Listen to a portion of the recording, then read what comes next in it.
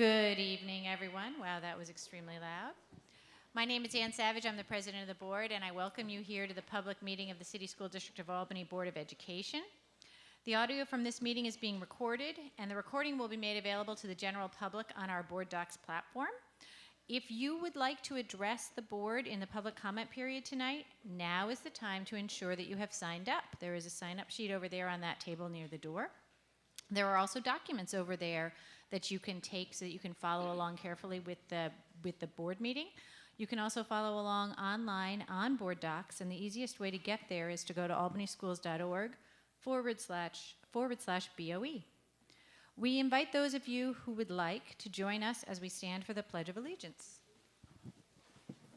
I pledge allegiance to the flag of the United States of America and to the republic for which it stands, one nation, under God, indivisible, with liberty and justice for all. In addition to the Pledge of Allegiance, we always focus our meeting by restating the mission of the City School District of Albany, which is to work in partnership with our diverse community to engage every learner in a robust educational program designed to provide the knowledge and skills necessary for success. Superintendent Adams, do you have a report for us? Yes, I do. Thank you so very much, Madam President, members of the board. This week is American Education Week, and I would like to take a moment tonight to thank all of our administrators, faculty, and support staff for their dedicated service as they deliver everyday instruction in support of our students, families, and our community. Whether it is in a classroom, a hallway, an office, a cafeteria, or on a sidewalk in front of the school, or wherever our employees engage our students and families, their commitment to building and sustaining positive relationships is critical to our students' success and growth. Both NYSUT and the National Education Association included special recognitions this week for support professionals. I would also like to acknowledge the critical role that the members of our support staff play to our school district and community. Their work is vital to our vision, mission, and goals, and I am ever grateful for their partnership in that work. I know that all the roles in our nearly 2,000 employees serve our students and families together as we are all in for Albany. We are working with the State Education Department to investigate the possibility of assistance in addressing the mold problem that has forced us to close the band and orchestra room at Albany High School. This has been a safety and health precaution that we have taken. We know that our students have been displaced, and we have been working with scheduling opportunities in different classrooms to meet their academic needs. We have determined that the scope of work necessary to fully and adequately remediate the air quality conditions in the band and orchestra room would need to be part of an overall Albany High construction project. That work currently is scheduled to be done next summer as part of phase 3 of the project, when the room will be converted to storage. However, that is 1 year away. We are working with State Education Department on the possibility that they would allow us to move that work up sooner so that we can reopen the space for our music students this school year. I will continue to provide updates as we receive more information from our State Department. Albany High School Section 2 diving champion Anna Flanders competes in the state championship at Ithaca College on Friday night. Anna, who is just an 8th grader at Hackett Middle School, enters the meet ranked 5th in the entire state. This is already her second trip to the state tournament, and I would like to wish her the best of luck in tomorrow's competition. We have had several events this week that highlighted our great community partnerships. On Tuesday, we officially launched one of our new community school locations at O'Neill Middle School of Excellence in partnership with the United Community Schools. O'Neill is one of 2 new community school locations this year, along with Myers Middle School, and one of 8 sites in the district, throughout the entire district. Sorry about that. We are grateful to Governor Cuomo and our state legislators for supporting these important investments in our schools. We also welcome the collaboration at O'Neill with United Community Schools, a part of the United Federation of Teachers and the largest community schools partner in New York City. Also Tuesday, I had the opportunity to visit fourth grade classrooms at Giffen Elementary School, where RPI science ambassadors were engaging our students in a series of hands-on experiments. The RPI students worked with Giffen students on topics such as climate change, why do the leaves change colors, and how young people may help to clean the oceans. I also had the pleasure of participating in Tuesday's announcement of a new location in Albany for the Capital District YMCA. The YMCA is such a great partner to the district in our after-school programming. The new Health and Wellness Center on New Scotland Avenue near Albany Medical Center will allow the Y to continue its commitment to serving the Albany community. On Wednesday, I joined Mayor Kathy Sheehan for a news conference at ASH to announce the delivery of coats and other warm winter clothing to our students. The mayor's annual Cash for Coats drive raised nearly $20,000 this year. These donations supported the purchase of more than 1,000 new coats, 1,200 new hats, and 1,700 pairs of gloves and/or mittens. The clothing items will be shared with students at 5 schools this year: Ash, Delaware, Giffen, North Albany, and Pine Hills. Also on Wednesday, staff from the district and 7 of our schools participated in a planning meeting to support our weekly Feed and Read program. That is the weekend backpack program that provides food and books to assist our families. The Feed and Read program is serving more than 500 students at 10 schools this year. We are grateful to our partners at the Homeless and Travelers Aid Society, the Albany Fund for Education, and Grassroots Givers for all they do to support our students and families in these many important ways. I would like to remind everyone again about the multitude of ways to stay up to date on information about weather-related school closings and delays. We use the following communications tools: our website, albanyschools.org, numerous media outlets, including all local TV stations and several radio stations, our district Facebook and Twitter pages, School News Notifier, which has both email and text message options. For SNN, please be sure that your cell phone number and email information is updated and correct, or you may not be able to receive these messages. We also, will be adding a text messaging tool through School Messenger this year. Look for more information about how you may opt in to that new service when we return from Thanksgiving recess. As always, we urge everyone to rely on multiple sources of information about school closings and delays in case any single tool is out of service due to weather or technology problems that may arise. A reminder that Parent-Teacher Conference Day is coming up next Wednesday. There will be no school for students to allow our teachers to have this important day to have conversations with parents and guardians. If you have not already scheduled a time to meet with your child's teacher, I encourage you to do so.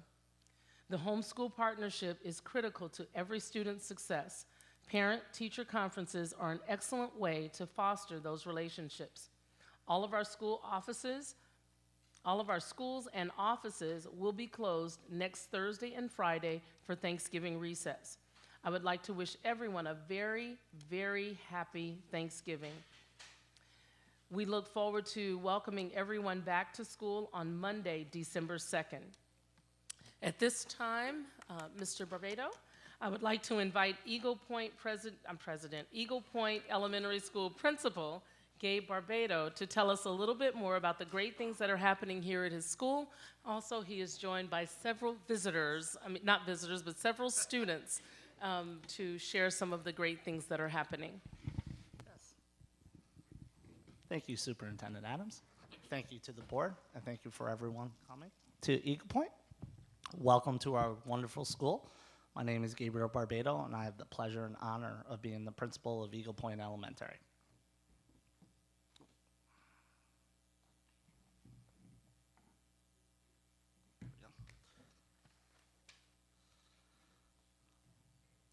Our vision was covered before Ms. Adams spoke. Our mission, we will work in partnership with our diverse community to engage every learner in a robust educational program designed to provide the knowledge and skills necessary for our success.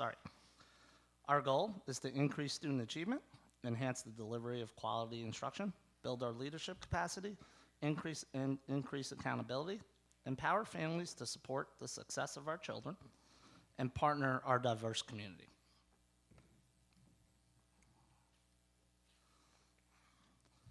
At Eagle Point, our school administration is myself, and I also have the homeschool coordinator, John Scott.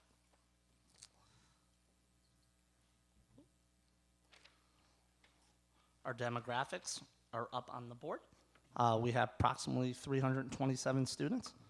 As you can see, our breakdown in each grade. We have around 40 students in each grade level. And we have quite a diverse community here at Eagle Point.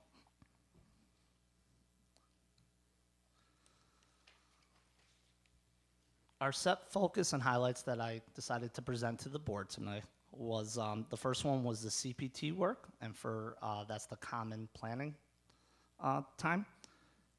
We had some favorable results already. Our second grade SMART goal, the goal was to get to 52%. Because the original, the baseline data showed at 38%.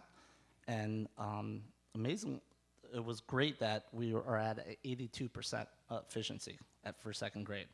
First grade had similar results. Their SMART goal was 53%, and they exceeded that and had 81% success. So this is just an example of some of the great work that's happening at Eagle Point. The next thing that I wanted to highlight is our Class Dojo rate. We're currently at a 95% parent participation rate. This tool is a great tool for messaging parents. For one click of the button, I'm able to reach 697 members on Class Dojo. So we do take advantage of that, and unfortunately we had to use it today. But in days like this, it comes in handy. And then the last thing that I'd like to highlight is we incorporated this year, we call it the morning meeting. And this is a time between about 8 o'clock and 8:10. We generally don't go longer than that. It's a time to get the whole school and set for the day. So what we do, the procedure is students eat breakfast here, and then when they're done, they go into the gym, and they get into their classes, and we usually do the pledge. 2 days a week, we do a mindful moment. The other days, one day is a music performance, and then another day is announcement. But I did want to highlight some pictures. With the pictures that you're seeing up there, we call it flush the format. So we try to keep this a surprise for students. Students really never know when they're coming, and they get upset if they miss it. But we've had 3 of them. The first one, we did an adult Hungry Hungry Hippo. I don't know if you're familiar with that game, but as you can see, the first picture, it was quite a competition. It was pretty intense. The second picture that you see was a bean toss. So we chose a student at random, and the way they entered that contest is they got sword tickets. That's what we use for our currency at Eagle Point. The way the students earn it is they're doing the PBIS expectations. So we draw the name, they threw the beanbag, and the class got the amount of tickets that they got. And then where the students spend their money on the sword tickets is we have a school store. So they get that once a week. They're able to spend their money, and the students really seem to love it. The purpose of the morning meeting behind that was we wanted to raise our attendance. So it was really the students seemed to buy in, and I'm sure they'll talk about it in a minute. But we love the vibe that we have in the building, and teachers love it because we're not disrupting with morning announcements. So it's been pretty good results. The challenge that we looked at for the 2019-2020 school year was we wanted to get more STEM activities in our classrooms. We looked at the data from the science test, and we were currently at 71%, and we really wanted to raise that. So we thought of different ways. When we talked to the district, Luckily, the science program currently for 4th and 5th grade really focuses on STEM activities. And then come January, 2nd and 3rd grade, we'll get that same training. And then for kindergarten and 1st grade, we were able to allocate funds. So the kindergarten and 1st grade are able to pick STEM activities for their classrooms. So the teachers like the options that they have, and students definitely like the STEM activities. So we're very grateful for that. So now the real part of the show in my presentation. When I reached out to the 6th grade population and the teachers, I asked them, hey, what do you think of the school? Some of the questions. Well, they were very excited about this community building that they're currently doing in 6th grade. I'm not going to steal their thunder. I don't want to talk anymore about it, so I'm going to invite you guys up, and they'll introduce themselves. I need the Google.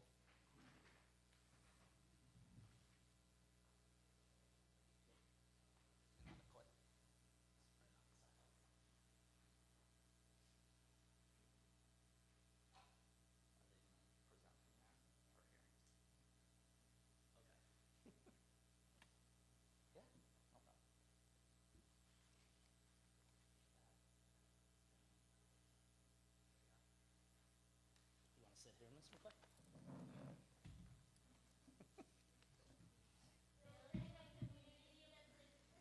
Oh, sorry. Sorry, I was a little nervous.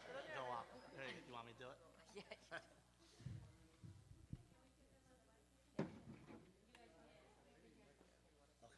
Here, they can come over. Want them over here? They can come, yeah. Just stretch the. There you go. Right here. Here, kids. Who's the main one? All of us spots.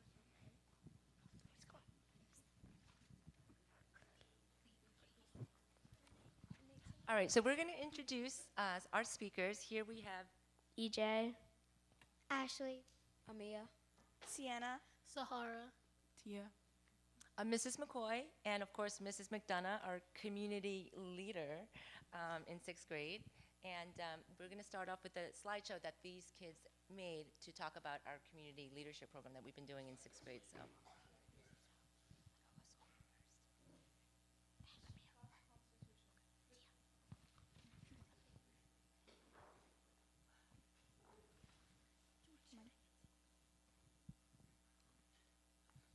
Class Constitution. The class constitution is a set of rules created by the 6th grade students, just as the Constitution was created for America. We worked in pairs to create a class preamble. Then we put all the ideas together to create the class constitution. Lastly, we signed the class constitution at the bottom just as they did on the real run. This helped us by having more creative freedom. We created the rules, we should stick by them.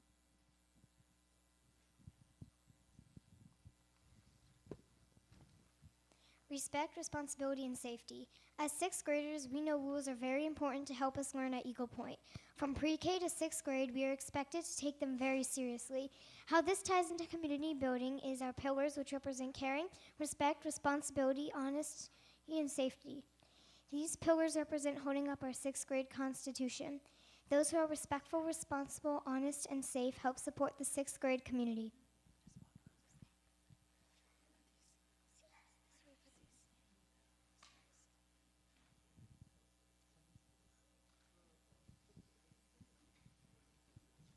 Community Building Friday activities. Community Building Friday activities are group activities that we do together. We do this because this helps us feel open to working together. This is important because in life you're going to have to work together a lot, even with people who you might not want to. Having this skill, life skill, from a young age will benefit you in your future. Here are some of the activities that we have been a part of Community Building Fridays. Baggage activity. The baggage activity is a Community Building Friday activity. This is an activity where we write what most deeply bothers us on a piece of paper without our name on it. Then we crumbled the piece of paper and threw it to the top of the room. People would randomly read them, and the person who wrote it could reveal themselves or stay unknown. This activity helped us by getting open to sharing thoughts and feelings, and hearing what others had been or going through. This really helps people who aren't open to sharing their feelings feel more comfortable.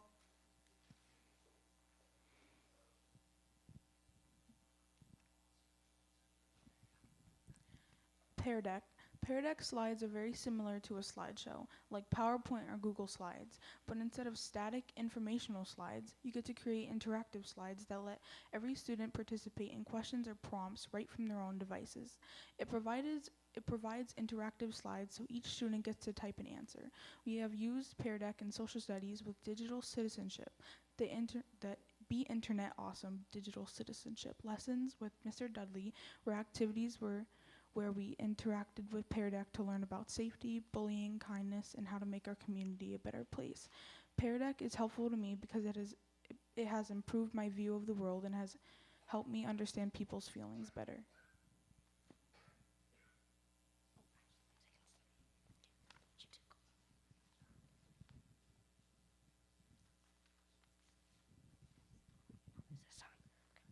Center Circle is an activity where we all sit in a circle and share how we feel. We have 2 hand signs to show different things. One of the signs is when you shake someone's hand. It means you are complimenting them. If you place your fist on your hand, it means you have a problem you want to solve with them.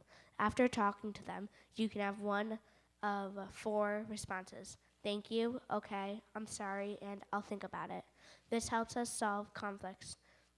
Here is an example of a second step reenaction. This is a negative example.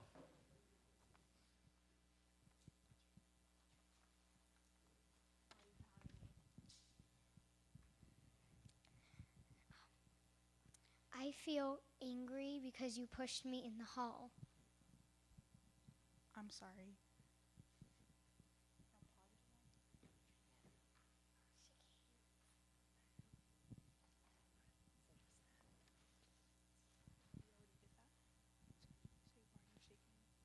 Why are you shaking my hand? Because I feel grateful because you helped me with my math homework. Thank you.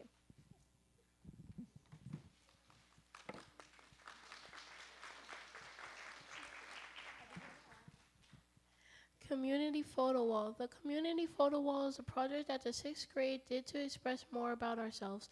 First, we took a look outside. Then we took photos outside. Then we looked for a word that describes us best or the word that we liked. Next, we chose a quote that we liked or a quote that was inspirational or motivational. Finally, we printed the photos and put them on a display. This helped us as a community by expressing ourselves and appreciating who we are.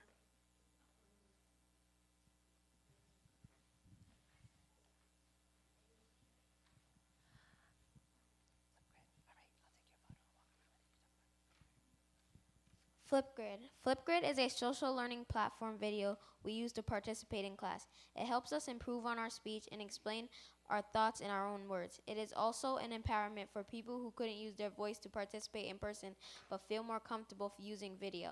This benefits the many students who use it.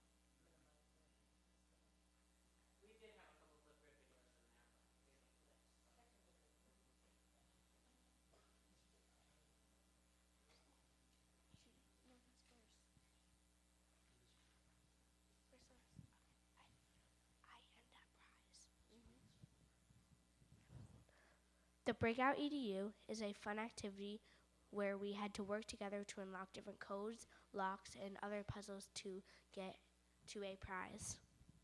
Breakout EDU helped us by making us work together to achieve a similar goal.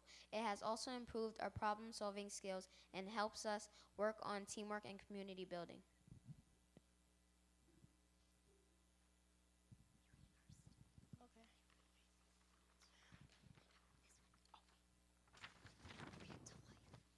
Impact on our sixth grade community. Community building activities have been impact sixth grade community is a positive way in the goal to get better at working together as a community, having trust and not being afraid to share your thoughts. All of these skills we learn from the community building will provide us with many extraordinary skills that we will use throughout life. It will also benefit our learning by getting us more comfortable with working together and help us to work better on group activities. Community building is helping our sixth grade in a positive way.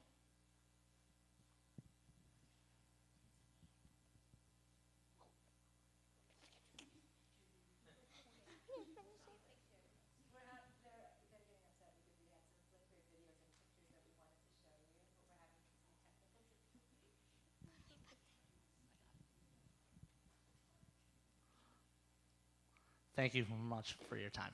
Thank you.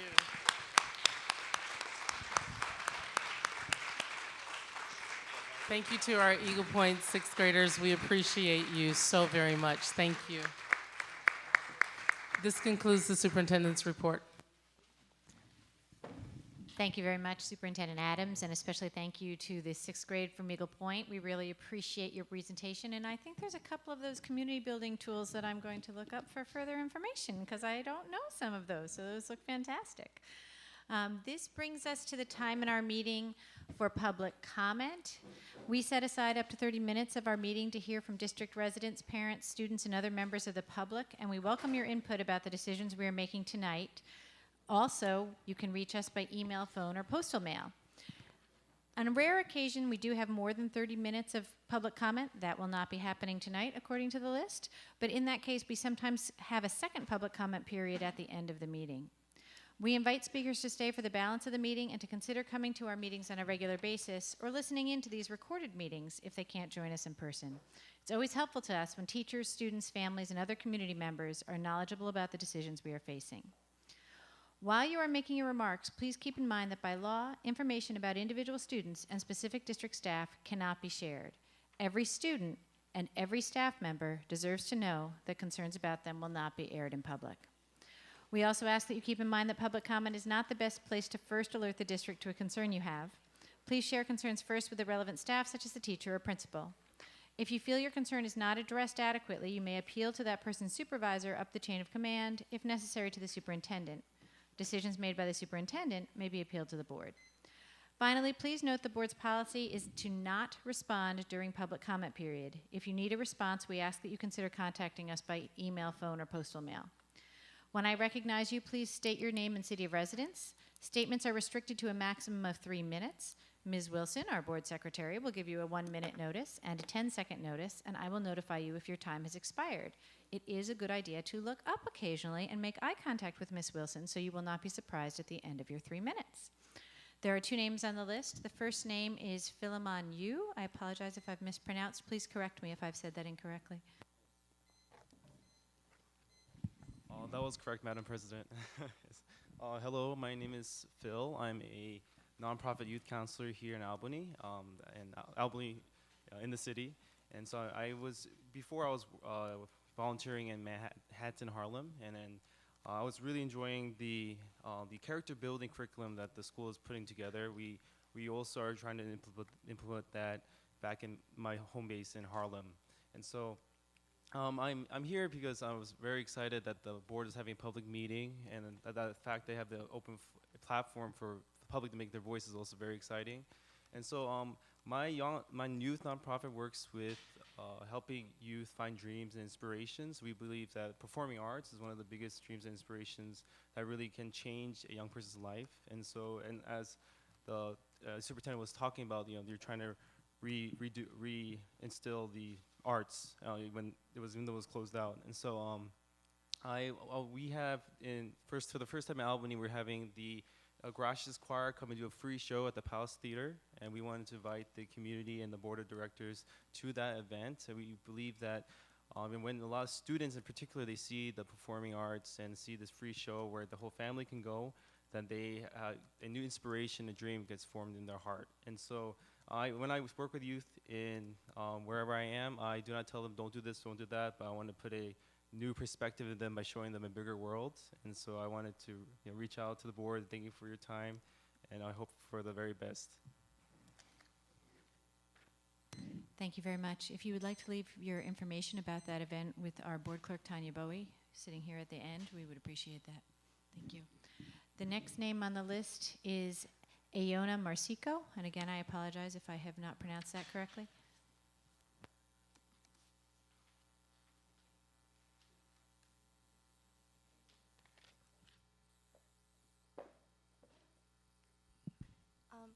Hi, it's Ayana Marcico. I'm a sophomore at Albany High School, and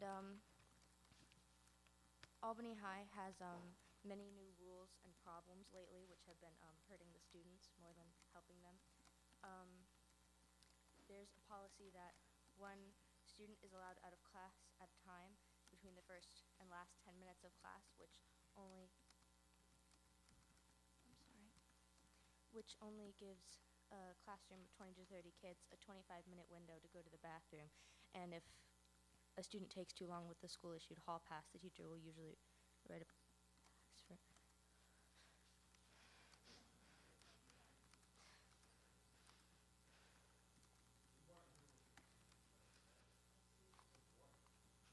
I can't do it.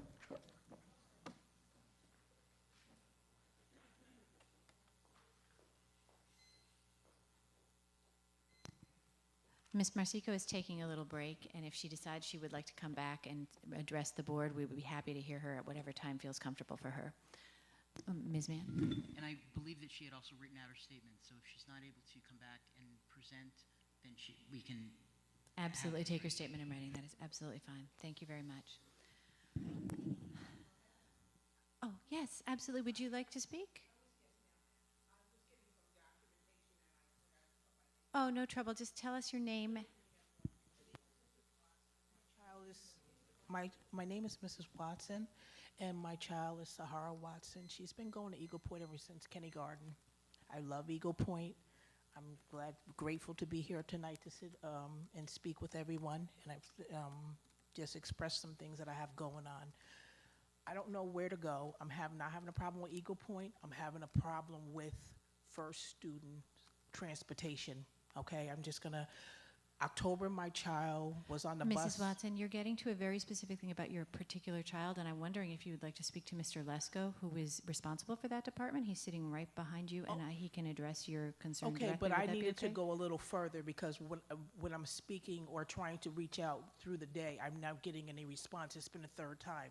They left my child Tuesday 2 miles from my home, because the bus driver was not aware where these 5 or 6 children were supposed to be left off. In October, the first week of October, there was a driver that was intoxicated. I called the school, I called transportation, I called Waterville Avenue.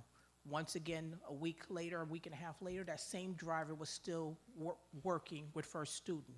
So I don't know where to call. We just had another incident Tuesday afternoon, as I say. They dropped my child off 2 miles from home, and 5 other kids were on that route. So I don't know where to go. And I think this is a great opportunity for me to express that first student is really doing undercover. I've called, like I say, first student, spoke to the supervisors there, spoke to transportation, Waterville Avenue.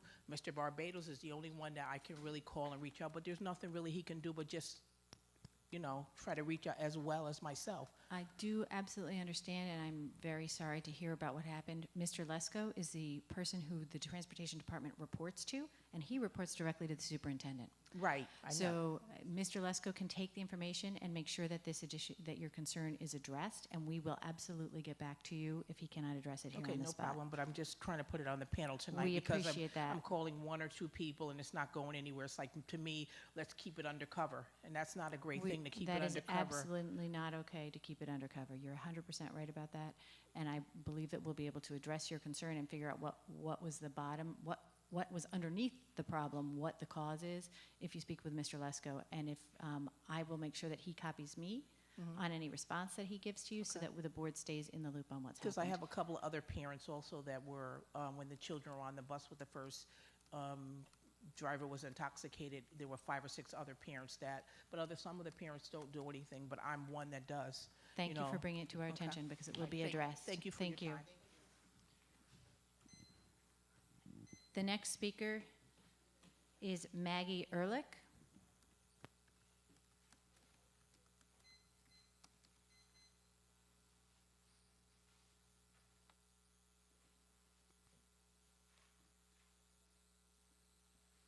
Thank you for your time. I have a 3rd grader and a kindergartner at New Scotland Elementary School. We've been very happy with the school. But what I came to talk to you about was 3 years ago, I experienced some trouble registering my son for kindergarten. And then 3 years after that, which was last summer, I experienced even more struggles registering my daughter for kindergarten.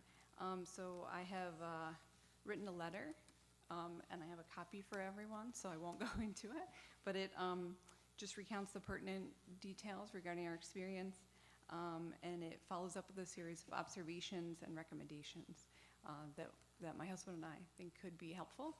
And we just hope that you will consider some of these things, consider these implementations. So where should I? Ms. my Bowie letter is our go? board clerk here. You can give that to her, and Okay. she will make sure that we all get it. Okay, Thank you very much for being here tonight. I noticed a couple of people did not sign in because we had the sign-in sheet on the opposite door from where some people came in. Is there anybody else who would have signed in if they'd known where the sign-in sheet was? Okay. Thank you very much for your comments tonight, and that brings us to the part of the meeting we call routine consent. During this portion of the meeting, we approve routine matters for the district. That includes routine items like contracts, field trips, personnel matters. We review each board member reviews each of these carefully, and we vote on them as a group with no discussion. That allows us to use our meeting time more efficiently. Nonetheless, each board member has the option to set aside any routine consent item if they believe it requires a separate discussion and a vote. So with that introduction, I will now entertain a motion to adopt routine consent agenda. Ms. Wilson, do I have a second? Dr. Chatur, are there any set-asides? Okay, I'm going to take them from left to right. Ms. Krejci. Thank you. I'd like to set aside, let me pull this. I'd like to set aside number 15, the Capital Region chapter of the National Coalition Building Institute, number 16, JM Career Services and Consulting, and number 18, American Red Cross, please.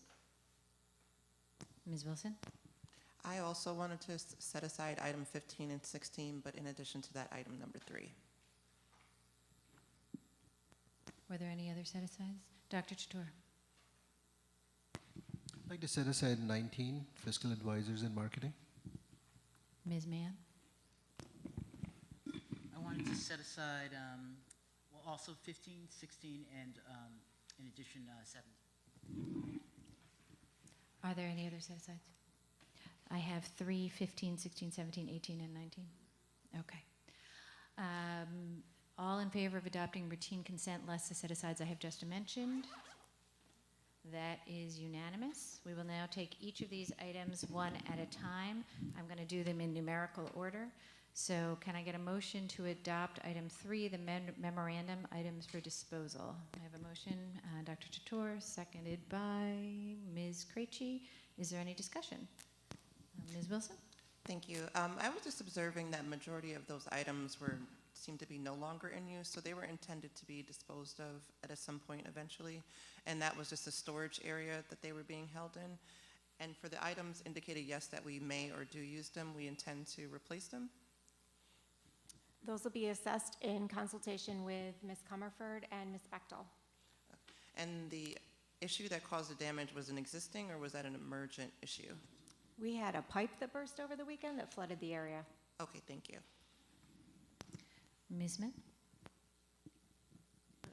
Thank you. Just a minor question. I have a relative who is on the spectrum and collects yearbooks, but I just wanted to know whether or not the yearbooks that are listed here were so damaged that they are full of mold or you can't do anything with them. I haven't personally seen those, but we can certainly assess them and set that aside. Would you? Okay, thank you. All in favor of adopting item 3? That is unanimous. Can I get a motion for adopting item 15, Capital Region Chapter of the National Coalition Building Institute? Motion by Ms. Smith, second by Ms. Wilson. Is there any discussion? There were several people who wanted to set this aside. We'll start with Ms. Krejci.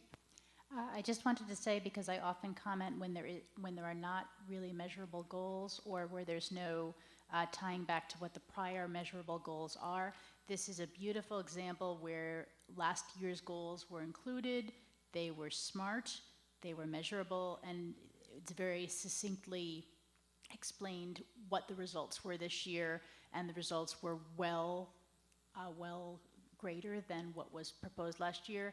I think going to the extent to submit the entire script for the play was really fantastic. I was lucky enough to see this play last year, and it was phenomenal. I'm really happy that we're having a chance to work with this organization again, and I love seeing measurable results like this. Any further discussion? Ms. Wilson? I too try to refrain from this simply being complimentary as opposed to simply voting, but I do want to express that I was enthused to see this group coming back. I did observe the play last year, and I echo Ellen's sentiment that it was phenomenal. It's almost as if when you have that typical experience in a play where you're in that suspended reality and you don't wish for it to stop, it was that beautiful. So I'm very excited that they're coming back, and again, it was extremely thorough in terms of the contract that they submitted. Any further discussion or commentary? Ms. Mann. I was just going to echo what my colleagues put out there. All in favor of item 15, National Coalition Building Institute? That is unanimous. Which brings us to item 16. May I get a motion for item 16, JM Career Services and Consulting? Ms. Wilson, seconded by Dr. Chator. Is there any discussion? Ms. Wilson. I'm happy again to see Skills USA being incorporated for our students in CTE, but specifically the demographics of students that this is targeting.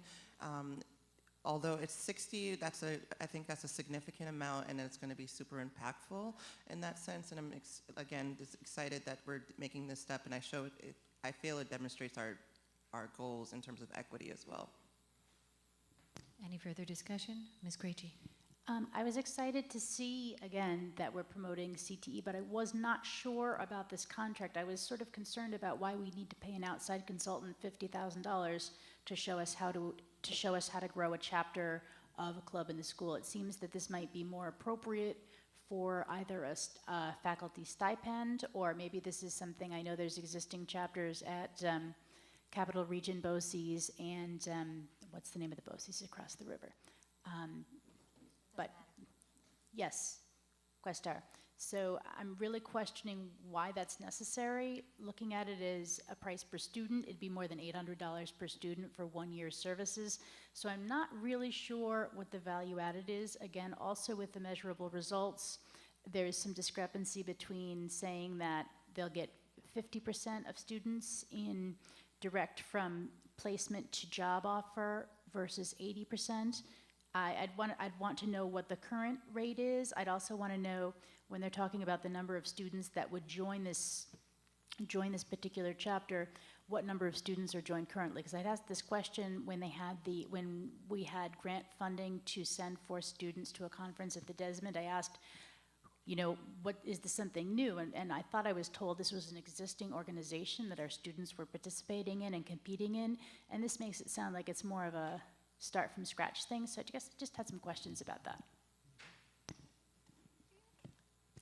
At this time, we'll have Eileen Leffler, our grants director, address your questions. While I'm not an expert in what this is, I did work with the principal of Brooklyn for the CTE program. This is being funded by the Perkins Grant. Goes a little bit further to create a career center that doesn't exist. It's supposed to serve current students, but also students that have graduated. There's specific metrics that need to be met under the Perkins in order to receive the funding, and we haven't been meeting some of those because of following specifically those kids who have already graduated. So this individual provides the services that have the specifics around what we need to do, and with the reauthorization of the Perkins funding, there's even increased expectations around that. So this is why we decided to go with the consulting firm. Any additional? Sorry, Ellen, is there anybody else have a question or a concern? Ms. Mann? It's being answered. So. Okay. Ms. Gracey? My one quick further question about the goals was the goal to increase the number of students with disabilities and ELL students currently in CTE, but to increase the number participating in this particular program, or was it to increase the number of ELLs and students with disabilities in the CTE program overall? It's overall, but it's for everyone. We specifically highlight SWD and Ls because those are ones where we aren't meeting the mark. So there would be specific efforts around those to increase those numbers. Okay, thank you. Ms. Jelminyawi? So as a measurable result, I see here it says Build Career Center serving Albany High School alumni. Is that a physical space or is it just a program? Both. They would identify the space and then create the space with access to things electronically, people, and other resources. If I may, it's not, in other words, it's not construction building. It's identifying a space within the existing building to house that. Ms. Wilson?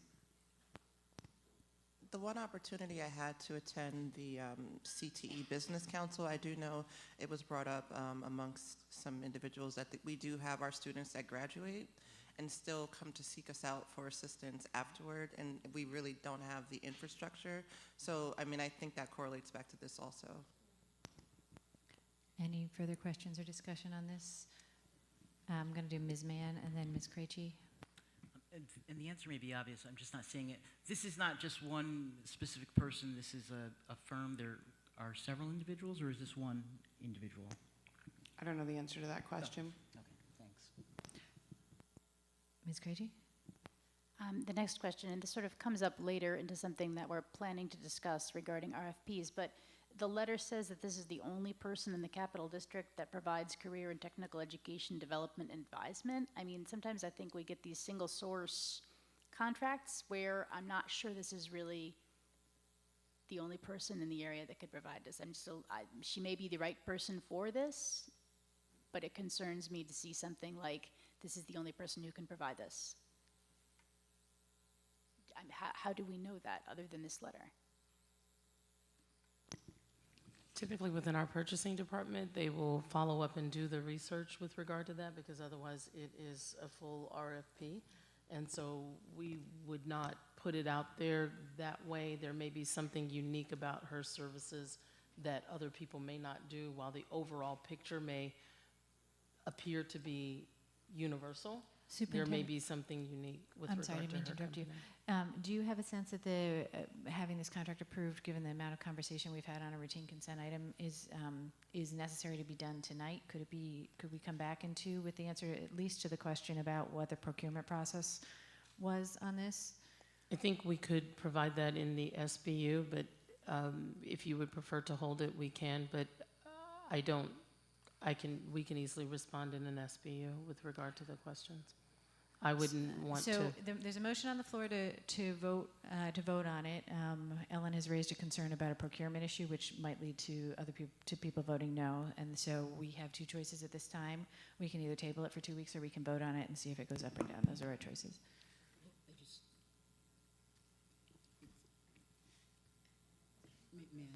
Well, I was asking Superintendent if she had a preference between those two things. Do you? It really and truly is the pleasure of the board. I can provide it in an SBU. I'm just looking at the time period that we're looking at trying to cover with the contract so that we can move forward with the students. So let's go ahead and do the vote, and then if it does not pass, then it's coming back, it can come back in any case. If it does pass, then you can certainly provide that additional information as well. Is there anything that we have, is this a new topic, or? Well, it's just like an add-on. So I did not do this prior to the board meeting, but I did just look it up. The Skills USA is a part of a larger. Yeah, right, yeah, so. yeah. Okay, so we have a motion and a second on the floor. All in favor of adopting the JM Career Services and Consulting Contract? That is Ms. Wilson, Ms. Smith, Dr. Jator, and Ms. Mann. All opposed.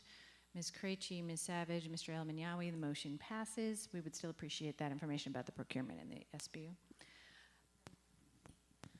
And I just wanted to ask, I presume that it's a question about the sole source in general, not just pertaining to this one. Is that correct? Okay. Okay. So So that process. I'm interested in this contract and why this particular contract.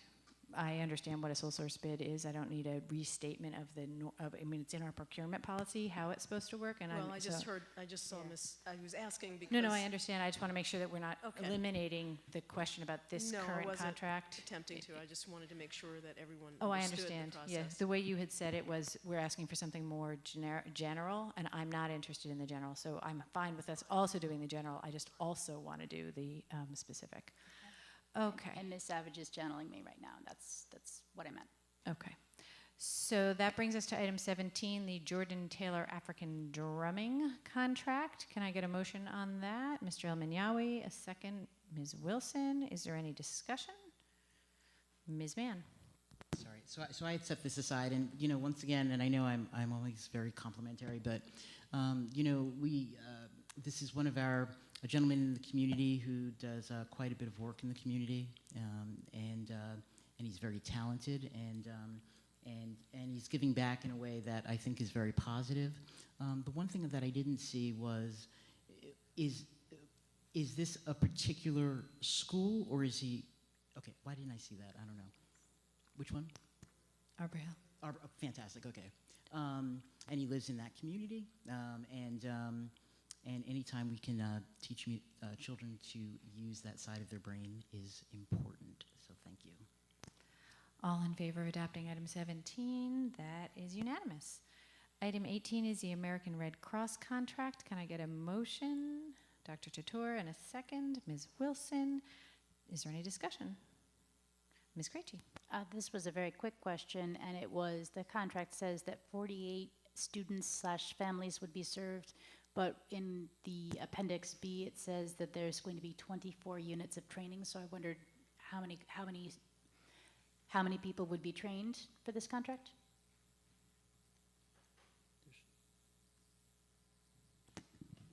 The target audience is 48 families. However, the units are 6-hour units, and that's what the calculation is. The unit isn't the number of people it's serving, it's the unit of the actual program that they have to participate to be considered certified. Thank you so much. Appreciate it. Mr. El-Minyawi. Thanks, Vicki. I just noticed Red Cross is authorized to charge a $120 cancellation fee for each occurrence of the customer rescheduling or canceling. Exactly what does that mean? I mean, it's not, does it apply to us, or is it if one of the students or parents doesn't come in, they're gonna, exactly where does that fall into how we are gonna face that charge? We're expected to give 3 business days notice if we cancel the program overall. It's not for every individual participant that we're being charged a fee. Any further discussion or questions? All in favor of American Red Cross? That is unanimous. I think we're all in favor of American Red Cross. I meant specifically the contract. Now, a motion on item 19, Fiscal Advisors and Marketing, Inc. Can I get a motion? Ms. Smith, seconded by Ms. Wilson. Is there any discussion? Dr. Jator. While I understand the need for this, I just want to have an idea do we have an estimate as to the number of hours we expect every year, so that we know what the scope of this contract is? So this contract would vary year by year. It's directly correlated to our capital projects. So when we are coming up upon either initial filings or final cost reports, there will be additional hours at that point in time. There will be other years in the intervening period where we're not doing a lot of filings, and the hours will be very minimal. Do we have a range estimate? 10 hours, 100 hours? Probably on the low end, still at least 50 hours a year. Thank you. Any other questions or discussion on this item? All in favor? That is unanimous. And that brings us to the end of routine consent. Thank you all very much. And now I have to remember what's next on the agenda. Madam Dr. President? Chatour, my Madam favorite. President? This is the time. Oh, Madam President, if I may. Superintendent Adams. We are so very excited tonight. We have William Flax Light, if you will please stand.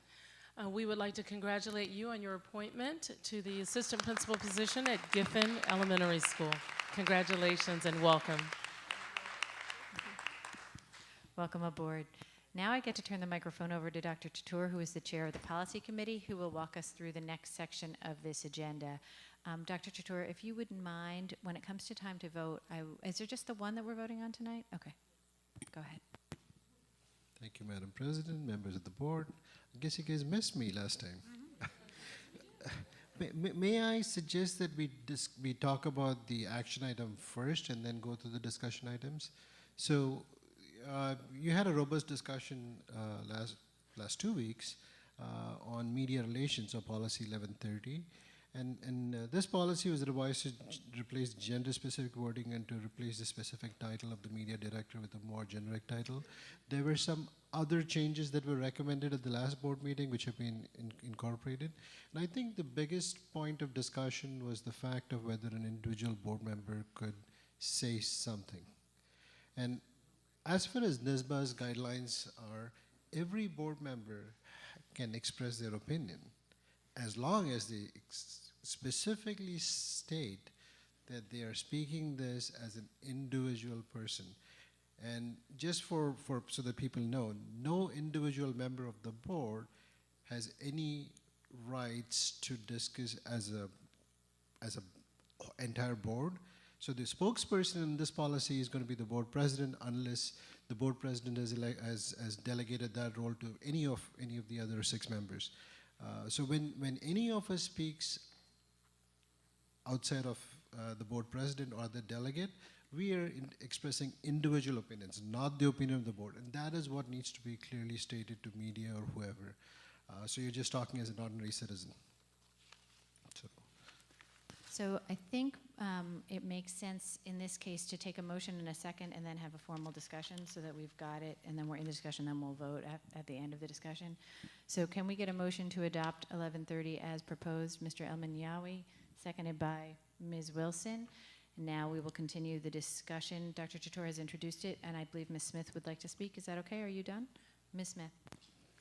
Yes, so I appreciate the policy committee taking this back and reconsidering or considering my comments.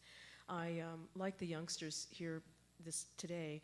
You know, there's a constitution, there's a set of rules that they've developed, and I, for one, think this is one where it would be clearer and safer to allow for the board president, superintendent to speak on behalf of the board, and for board members not to speak. I think it's, even though you say I am speaking as an individual and not speaking on behalf of the board, I do not really appreciate how the media often handles that. And I respectfully, disagree with this section of the policy, but I can, majority rules, and I can abide by those rules. But again, I just feel we have come, and I want to thank all of you, we have come such a long way since I began on this board, and in part because we've all agreed to understand our role as a governing body and agree to disagree, but not to do so publicly, and to respect that when we have a selected leadership that they in fact will present the opinion, express opinion of the board as a whole. So thank you. Anyone else wish to speak on this topic? Ms. Mann. I really want to support, why can't I think of your last name? Ms. Smith? No, but I really want to support those comments, and those comments are, and that behavior is no different if you're an employee within organizations, and it's no different if you're on a committee, on a board elsewhere. I know that, sometimes I may make a comment, but I'm very, very, very careful about that because it begins going down a very slippery slope, and there are some unintended consequences. So I do support Ms. Smith's comments. Ms. Wilson? And I don't want to belabor it any further, but I want to understand is the concern that, we are the board that we are now, but the board of the future potentially, and thus having it established in policy so thus it's solidified. And my only question in response to that is I don't know if that diverges from, not that it matters, but I wonder if it diverges from other boards or if that's consistent with other boards. So I just have more questions, I suppose. So I'm going to take the microphone for 1 minute, and then you can speak again, if that's okay with you, Vicki. I prefer the language the way it is because I believe in this case, if a board member were to speak, it means they'd be violating not just one, but two norms that are established in the policy. The policy establishes that thou should not speak to the media, but if you do, at the very least, you should explain that you're speaking only on your own.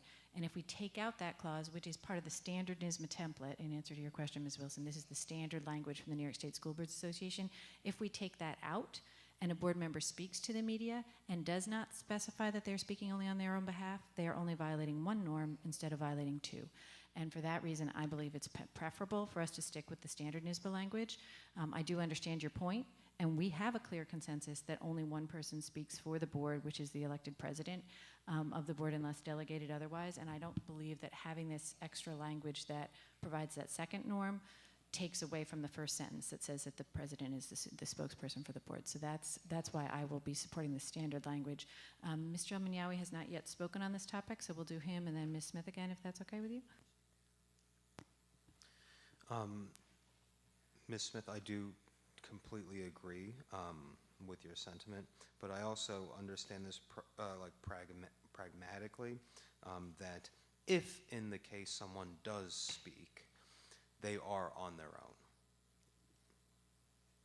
And if we did not have this, if they did speak, it could be construed that they are speaking for the group.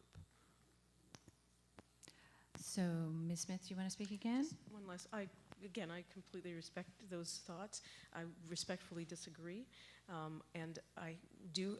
Not that it has been with the media, but we have had experience where individuals here around this table have spoken, whether it's been on social media or in some other means, and I really just take exception to that.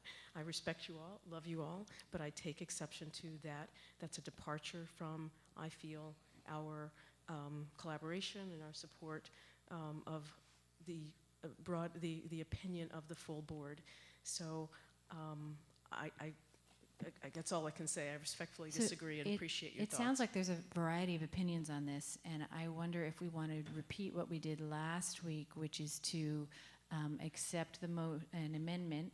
So you should make an amendment if you still would like to amend this motion to remove that sentence, and then we'll vote on the amendment, because it's not clear to me whether the amendment is going to pass or fail this time, because I heard you have some support. If you would like to make that motion to amend, you can do that. Dr. Chatur is trying to wave me down here. So I haven't weighed in on this, and then other than the fact that I presented what NISBA's guidelines are, as an individual, this day and age, we live in this age of social media, right?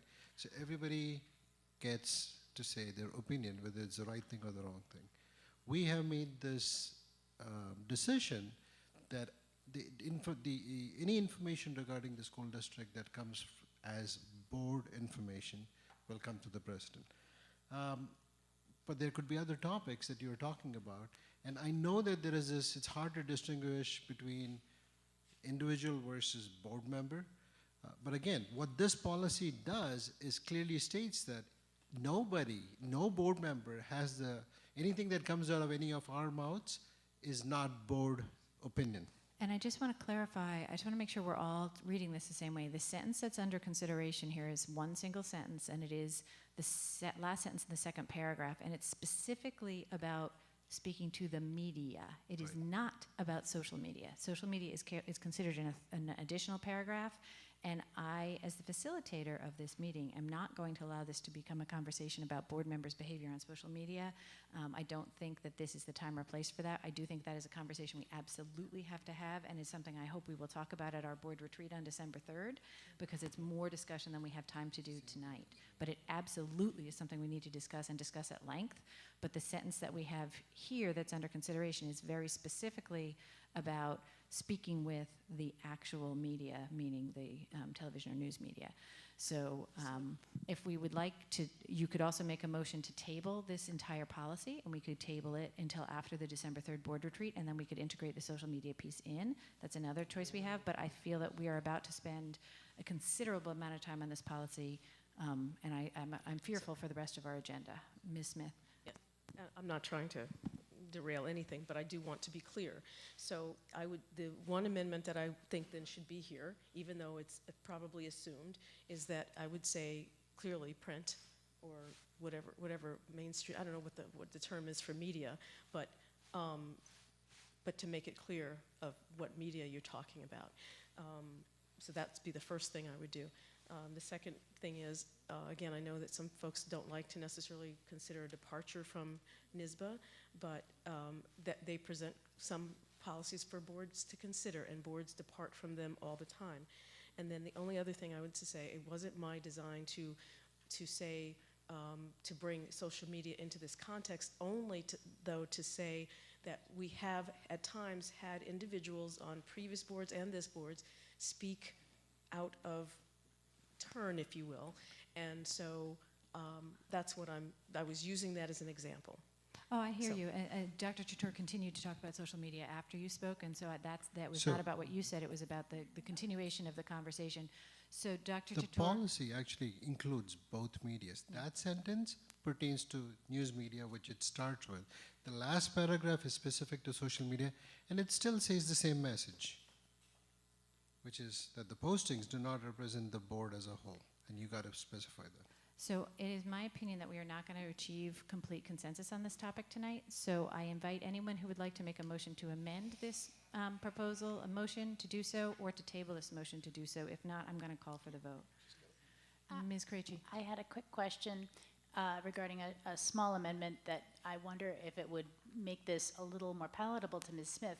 I noticed at the beginning of the second paragraph, the phrase news media is used, and I'm wondering if the word news is inserted into the last sentence of the paragraph. If a board member does speak with the news media, if that would clarify a little bit and be helpful? So it makes no difference to me. Okay, thanks. Okay, thank you, though. Okay. And let me just say, if the board if the board wishes to vote on this policy, that's fine. And as I said in the beginning, I will live with. There's a motion on the floor, so anybody who would like to make a motion to table or to amend can do that. That's where we are in the process. Mr. El-Menyawi. Can I make a motion to table this until after December 3rd? Yes, you may. Thank you for your motion. Is there a second? Ms. Mann, all in favor of tabling this until after the December 3rd board retreat? That is Ms. Krejci, Ms. Wilson, Ms. Smith, Ms. Mann, and Mr. El-Menyawi. All opposed? That is Ms. Savage and Dr. Chatoor.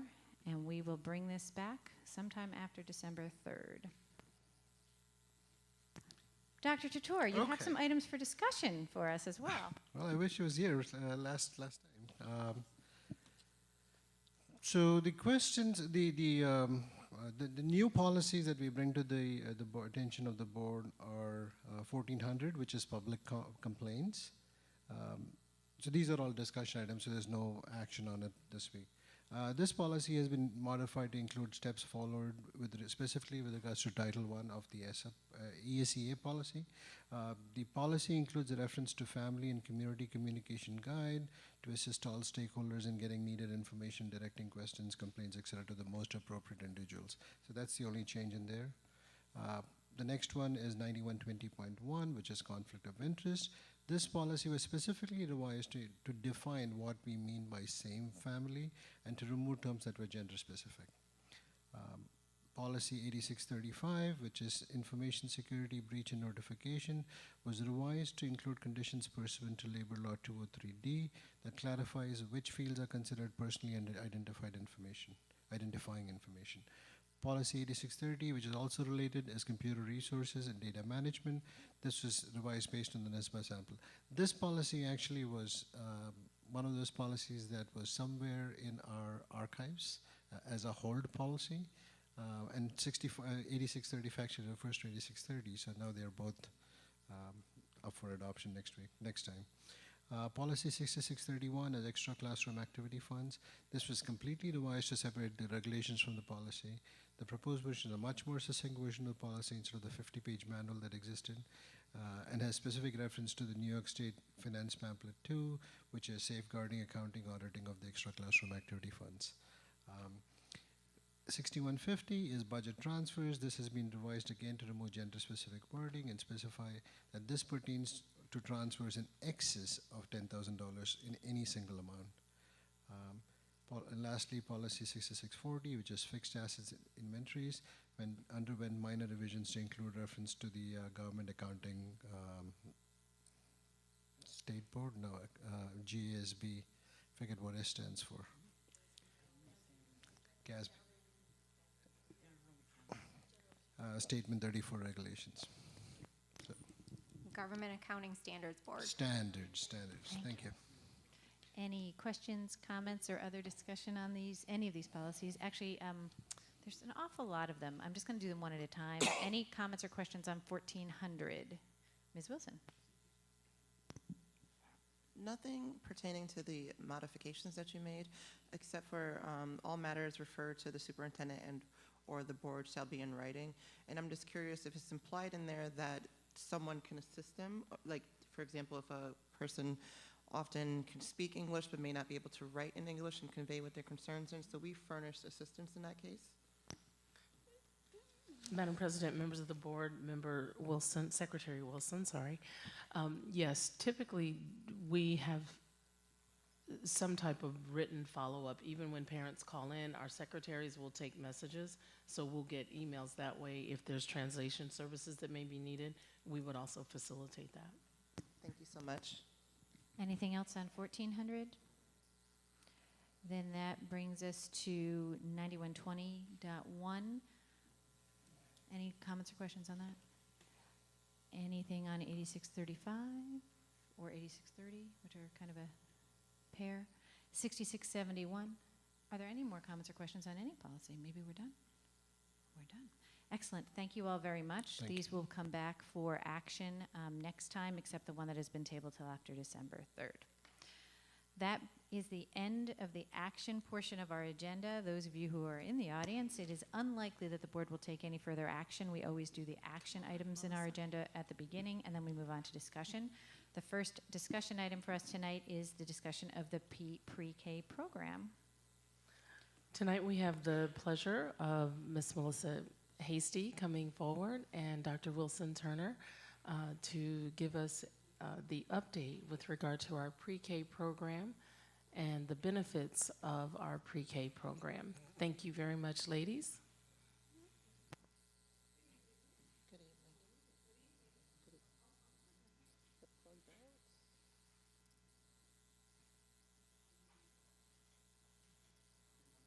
Thank you.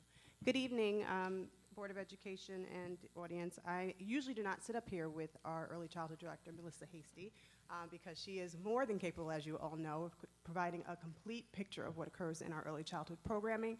But our presentation is taking a different turn tonight, so to speak, and we're really focusing on some key issues that we need the board to think about and consider with us as we move forward in the budget process. And so I will turn it over to Ms. Hasty, and I will jump in as necessary.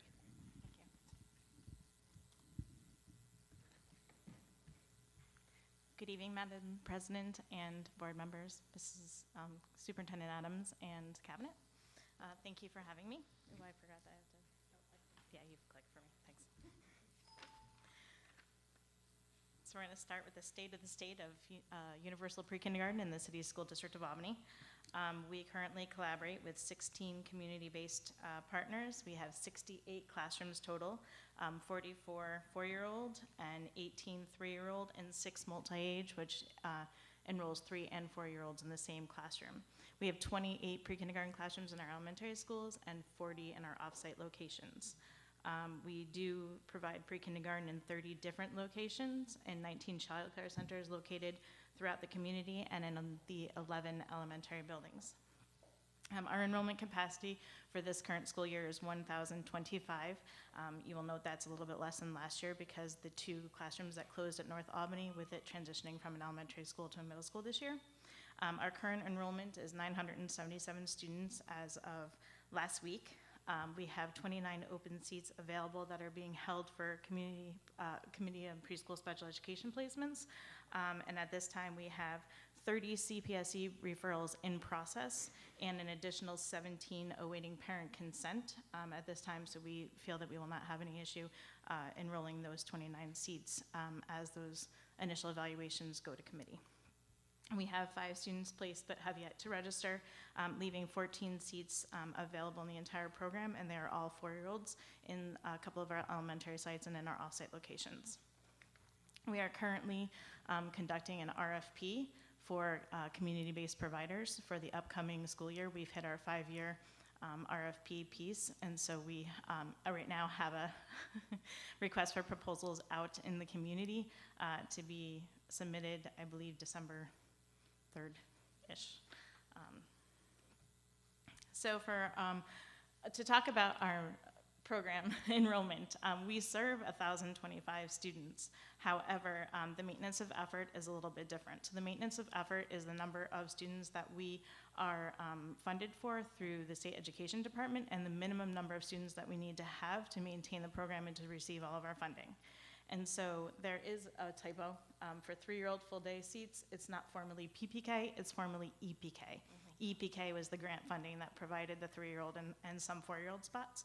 And so we have a maintenance of effort of 269 full-day seats for 3-year-olds. Currently, we have 291 that we contract for. For 4-year-old full-day seats, which were the formerly EPK and PPK spots, that was 122. And then this is where it gets a little interesting, is that our initial original UPK grant that we received way back in the 90s was for 552.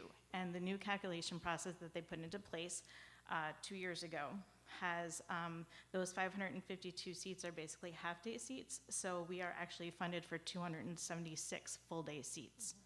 Which when you add together the 269 and the 122 and the 276, our maintenance of effort number is 667 seats. So like I mentioned, we currently seat 291 3-year-olds with our contracts and 734 4-year-old students. When you look at our department, we have, thank you to them for coming because they're amazing, my team behind me. We have myself, the director, we have the early childhood coordinator, Bridget Dotson, 3 early childhood assistance coordinators, Rita Dolan, Nicole Madison, and Lisa Momberger, and our amazing administrative assistant, Michelle Sionato. We also, I would like to say thank you to our Boys and Girls Club pre-K directors who came to support me tonight too, so thank you. Yes.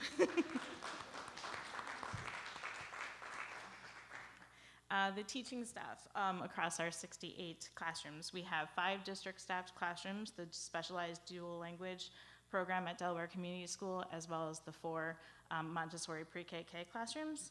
So that's 10 staff total. And then we have 63 community-based organization staffed classrooms. And we have 41 CBO teachers that return, so when you look at the numbers, we have 63 community-based organization staffed classrooms across our programs in our elementary schools and the off-site locations. From last year to this year, we had 41 of those teachers return. We had 22 new teachers to start the 2019-2020 school year. We typically lose about 3 to 5 students each year, or teachers, sorry. 3 to 5 teachers each year to district positions or within typically Schenectady, Duanesburg. We've had some get hired in Albany and also in the charter schools. So 3 to 5 teachers typically leave the program for that.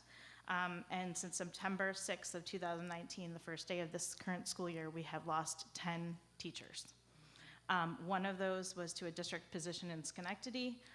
One teacher switched CBOs, which we happen to have sometimes frequently occurs, is that they bounce from one CBO to the other, depending on the benefits, the pay, the support that they receive. And so that's where we are right now. I'll talk about that a little bit. The total program cost for our program is $6,734,536. The grant funds that we received this year, EPK combined with UPK, so we only have one grant funding stream. So those grants all come together to be $5,306,481.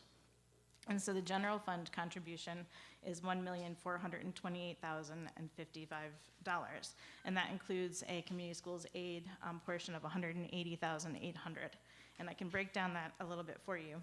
The community schools aid goes to support the community-based organization, the contractual components for some of our professional development and translation services, for supplies for our 68 classrooms, travel and conferences for the early childhood team, and for partial of the salary for our administrative assistant. For the general fund contribution, $310,450 of that goes to the contracts with our community-based organizations. So all of the rest of it is built into the UPK funding stream, and $310,450 is supported through the general fund. We also have $10,000 built in for supplies for the classrooms, and that's usually used in the summer while we're waiting for the grant funding to be released. So anything that we need to purchase for new classrooms or things that were broken or need to be replaced, we are able to do that with the summer money. And then $926,805 of that goes to salaries and fringe of the teachers, the City School District of Albany staff in those 5 classrooms. And so when we look at our department focuses, just wanted to give a quick update of the work that we started and really was the strong focus last year on phonological awareness.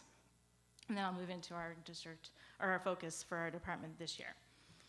So the last year, if you can remember, we updated the pacing calendar. We took the information that we had learned from vertical core alignment that phonemic awareness and phonological awareness were an area of weakness for our students. And so we reworked our pacing map and developed a binder full of lessons and resources to support phonological awareness and phonemic awareness, as well as purchased center area and small group materials to support explicit instruction with those pieces. So for this school year, we're continuing to monitor, that was the rollout year last year, the implementation of these resources and materials in lesson plans, because lesson plans are submitted on a weekly basis to the site coordinators, my team.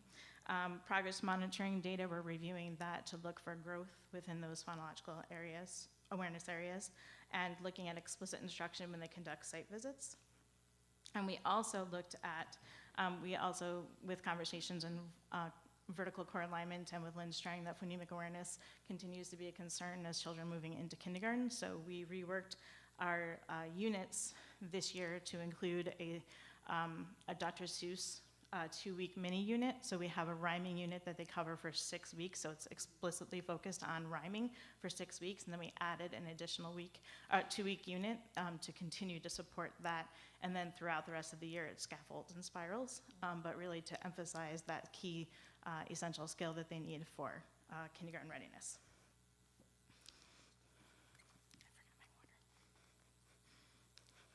Sorry. So when we look at this year's focuses for 2019-2020, there continues to be a strong need for social emotional development support, and so thank you so much.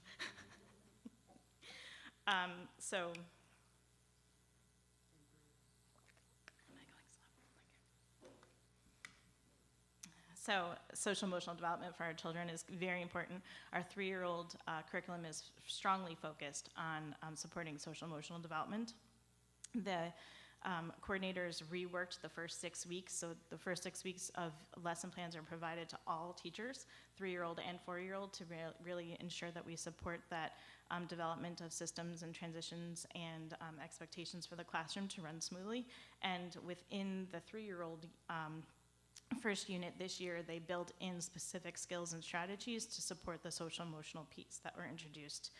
We also bring our teachers in for 3 to 4 days of full day training in August. And in August, we provided a training specifically around the Cozy Corner, which is a specific place in the classroom that has materials and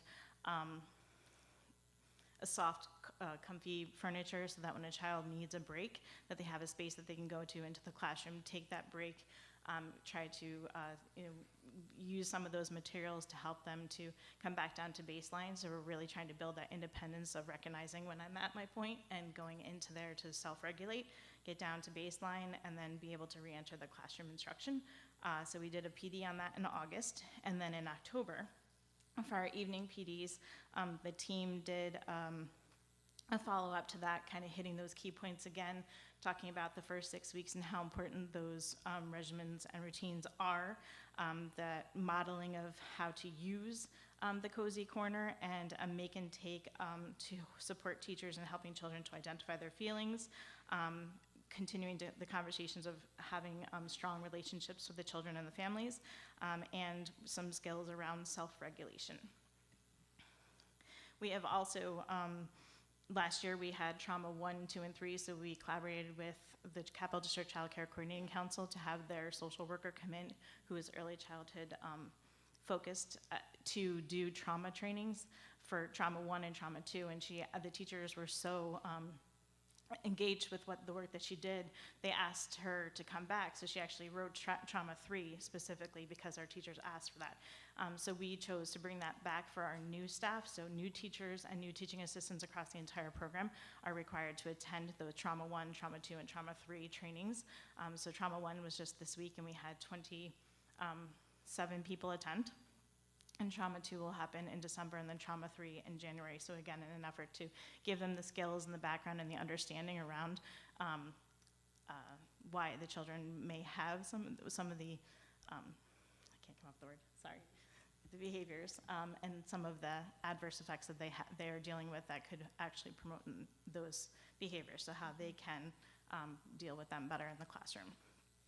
And our department staff, we collaborated with the state education department, and our department staff is trained in the pyramid model, train the trainer, so that just gives them more expertise in that model to be able to provide professional development and technical assistance to our teachers. And the pyramid model is the tier 1, tier 2, tier 3 for early childhood, and so it's usually done in full day trainings, and it's very difficult for us to pull our teachers, teaching teams for 3 full days of training to use that. So this allows them to be able to take those skills and provide small group technical assistance and differentiated professional development to support teachers with social emotional. So we look at concept development and lesson plan. Last year we really, through our department meetings and our observations and review of lesson plans, noticed that the 4-year-old teachers, although units were 4 to 5 weeks in length, they were really going shallow with the concept development. So last year we redid the lesson plan and reworked some of our units and professional development to support the deep dive into concepts, allowing that the focus to be on student interest and questions. So diving into a topic deeply to really support that comprehensive and interdisciplinary learning experience. So for 1920, we took that work and brought it into 3-year-olds. So our 3-year-old units are really just 3 weeks, but we brought that concept development piece into the lesson plan, reworked their lesson plan and their units to allow for that continuity from 3-year-old to 4-year-old. They provide professional development around what concept development is and how it enhances learning experiences for the children. Again, showing them some of those connective pieces between the 3-year-old and the 4-year-old program to see how that will be very fluid from one age group to the next. And providing make and takes that support center area modifications, including props, which really focuses on developing the oral language and the readiness skills of the children. Math instruction. And so last year, when we rolled out the phonological awareness work that we did, the teachers were so thrilled and excited with what they received, they asked us to do the same thing for math. And so we listened to them, and we reviewed our math pacing map and the Next Generation Learning Standards, met with Sarah McGraw, and conducted some research and attended some math-focused specific trainings to look at how we can improve and enhance our math instruction. And we ended up attending a training on learning without tears and purchasing that math curriculum for our 4-year-old program. It has a comprehensive scope and sequence, aligned materials and resources. It's very hands-on, developmentally appropriate and engaging. So we also provided materials for the teachers to use in small group explicit instruction that can be then related into center activities. So that's our math piece. And our last thing that we did that we're focusing on this year is when we looked at our 3-year-old teachers and their lesson plans. Although our primary focus with our 3-year-old program is social emotional development, with that pre-kindergarten notion, they were really trying to get into some of those academic areas. So we were seeing teachers submitting lesson plans where they were introducing letters and letter formation, but it wasn't in a systematic way. And so we really came back and talked to it as a team and decided to build in letter work starting in January for a 3-year-old program, but we wanted to make sure that we were doing it in an appropriate way, not worksheets. We don't use worksheets in our 4-year-old program, so we certainly didn't want them to be in our 3-year-old program. And so we looked at the literacy component of Learning Without Tears, and we found that the early exposure was very beneficial to the literacy foundation for the children. So the program for Learning Without Tears is very systematic and multisensory. The framework is for building letters, in turn then learning to recognize them, but it's through a thoughtful way of lines and curves. And so they're able to identify the letters by their attributes as opposed to other pieces. So it's very systematic in the way that it builds on and scaffolds. And so the materials that we purchased were specific for small group work so that teachers with the 3-year-olds could work with groups of 3 and the 4-year-old teachers could work with groups of 4 to help provide some of that instruction.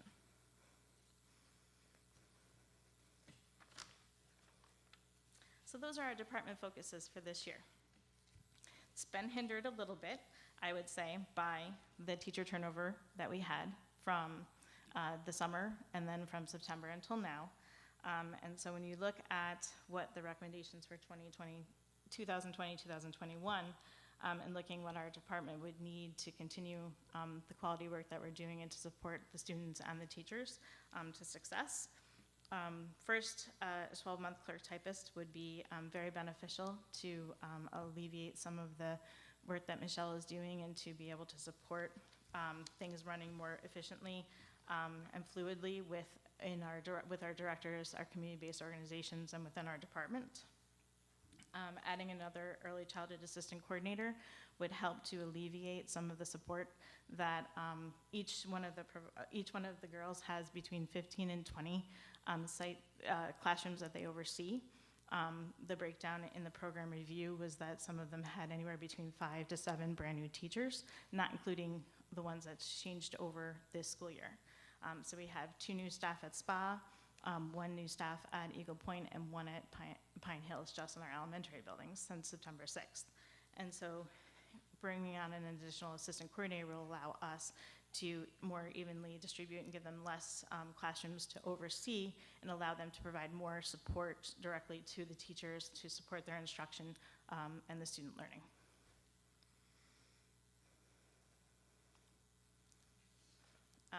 They really try to provide support evenly across a month to each one of the programs, but obviously with teacher turnover, they're going to that heavily impacts the frequency of site visits and the support needed.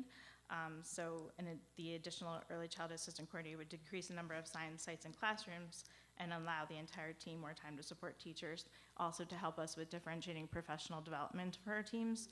When we're looking at providing professional development for 63 classrooms, when you don't necessarily include the district classrooms, you're looking at 126 staff that we're trying to provide small group professional learning experiences for. So providing additional staff would help us to better differentiate that as well.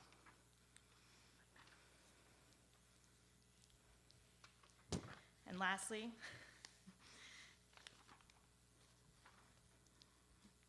is considering an incremental per pupil allocation increase that will benefit teachers' salaries, teaching teams' salaries. We have received per pupil allocation increases across the years. Last year, we were able to provide it through the decrease of the 2 classrooms. We were able to do it internally within the funding that we already had, a $250 increase for off-sites and on-sites, which was really nice to be able to do. When a community-based organization collaborates with us, they could take a seat that would be a tuition-based seat where they would make approximately $250 a week, so $1,000 a month for a tuition-based student. And if they collaborate with us, they're getting $520 a month. They do get materials, they do get supplies, they do get professional development.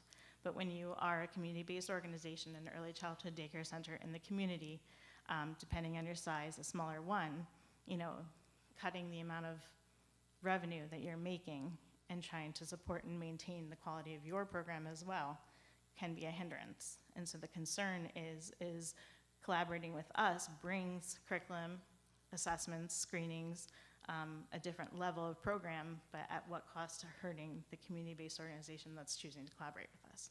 And as we're entering an RFP season, that's always in the back of my mind, is are we going to continue to get the programs to collaborate with us that are in the neighborhoods that we want to be supporting. So, yeah, a recent grant came out in August from the State Education Department, and that grant had a per pupil allocation of $8,106. And we currently, our UPK funding is approximately $4,105 and for the UPK general funding, that first number. And then for the EPK and PPK, it was about $7,400. I'm just giving you rough numbers because I didn't write them down. They're over there. And so when we're looking at being able to provide our teachers,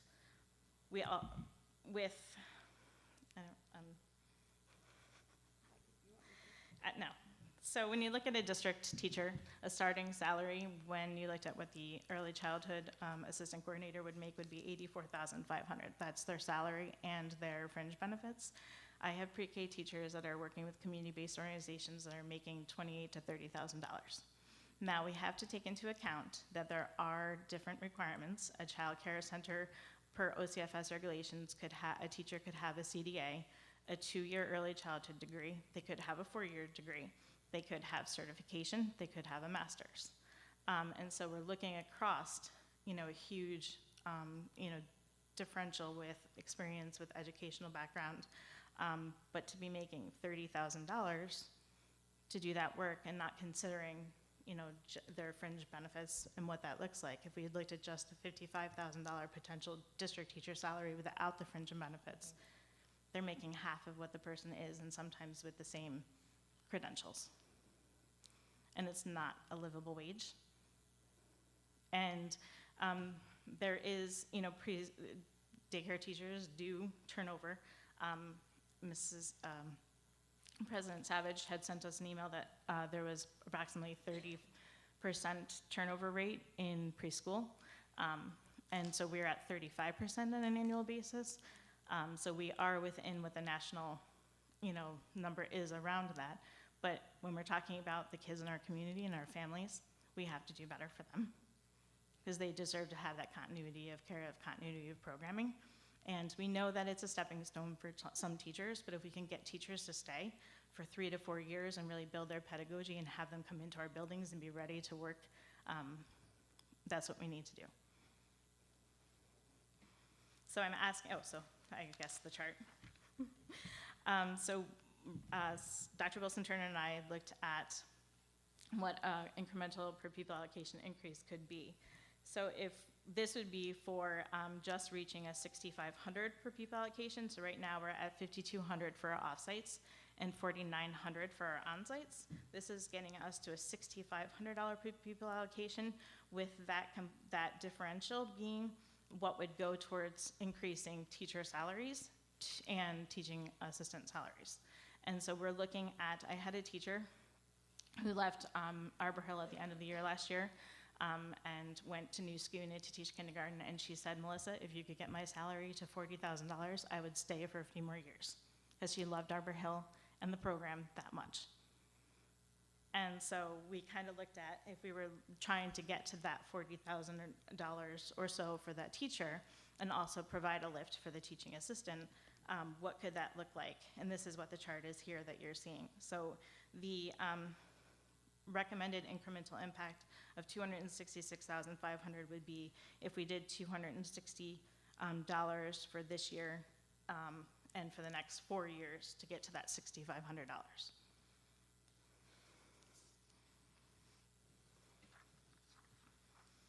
Can you just explain that chart one more time? Because I really don't understand the chart, and I want to make sure I understand the chart before we go any farther.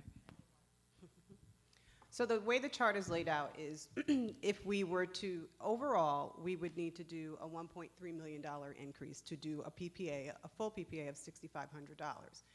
What we did is, typically, when we've done an increase in PPA, we've done it incrementally. We haven't come to the board and asked for $1.3 million. And so what you have in the farther left column is if we did a $130 increase this year, exactly. Yep.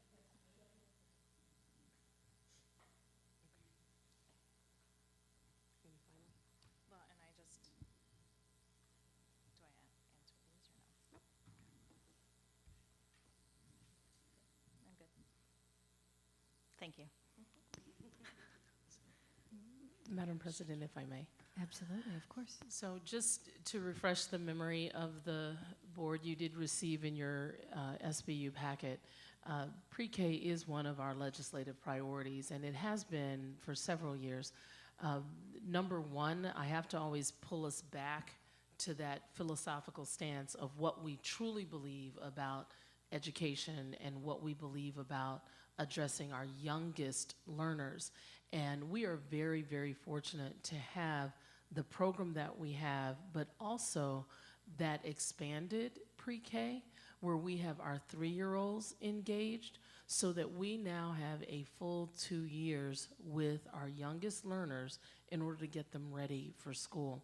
And so while I won't go into the whole document that we have prepared for you with regard to legislative priorities, it is extremely beneficial for our students, but the practical side of it is when you look at the funding piece, which is why this is a legislative priority, and it's bigger than us, which is one of the things that we did advocate for when we spoke with the governor's office, and as we move forward in speaking with our legislators, understanding that the funding at the base for the universal PK has not increased, and we were early adopters for that.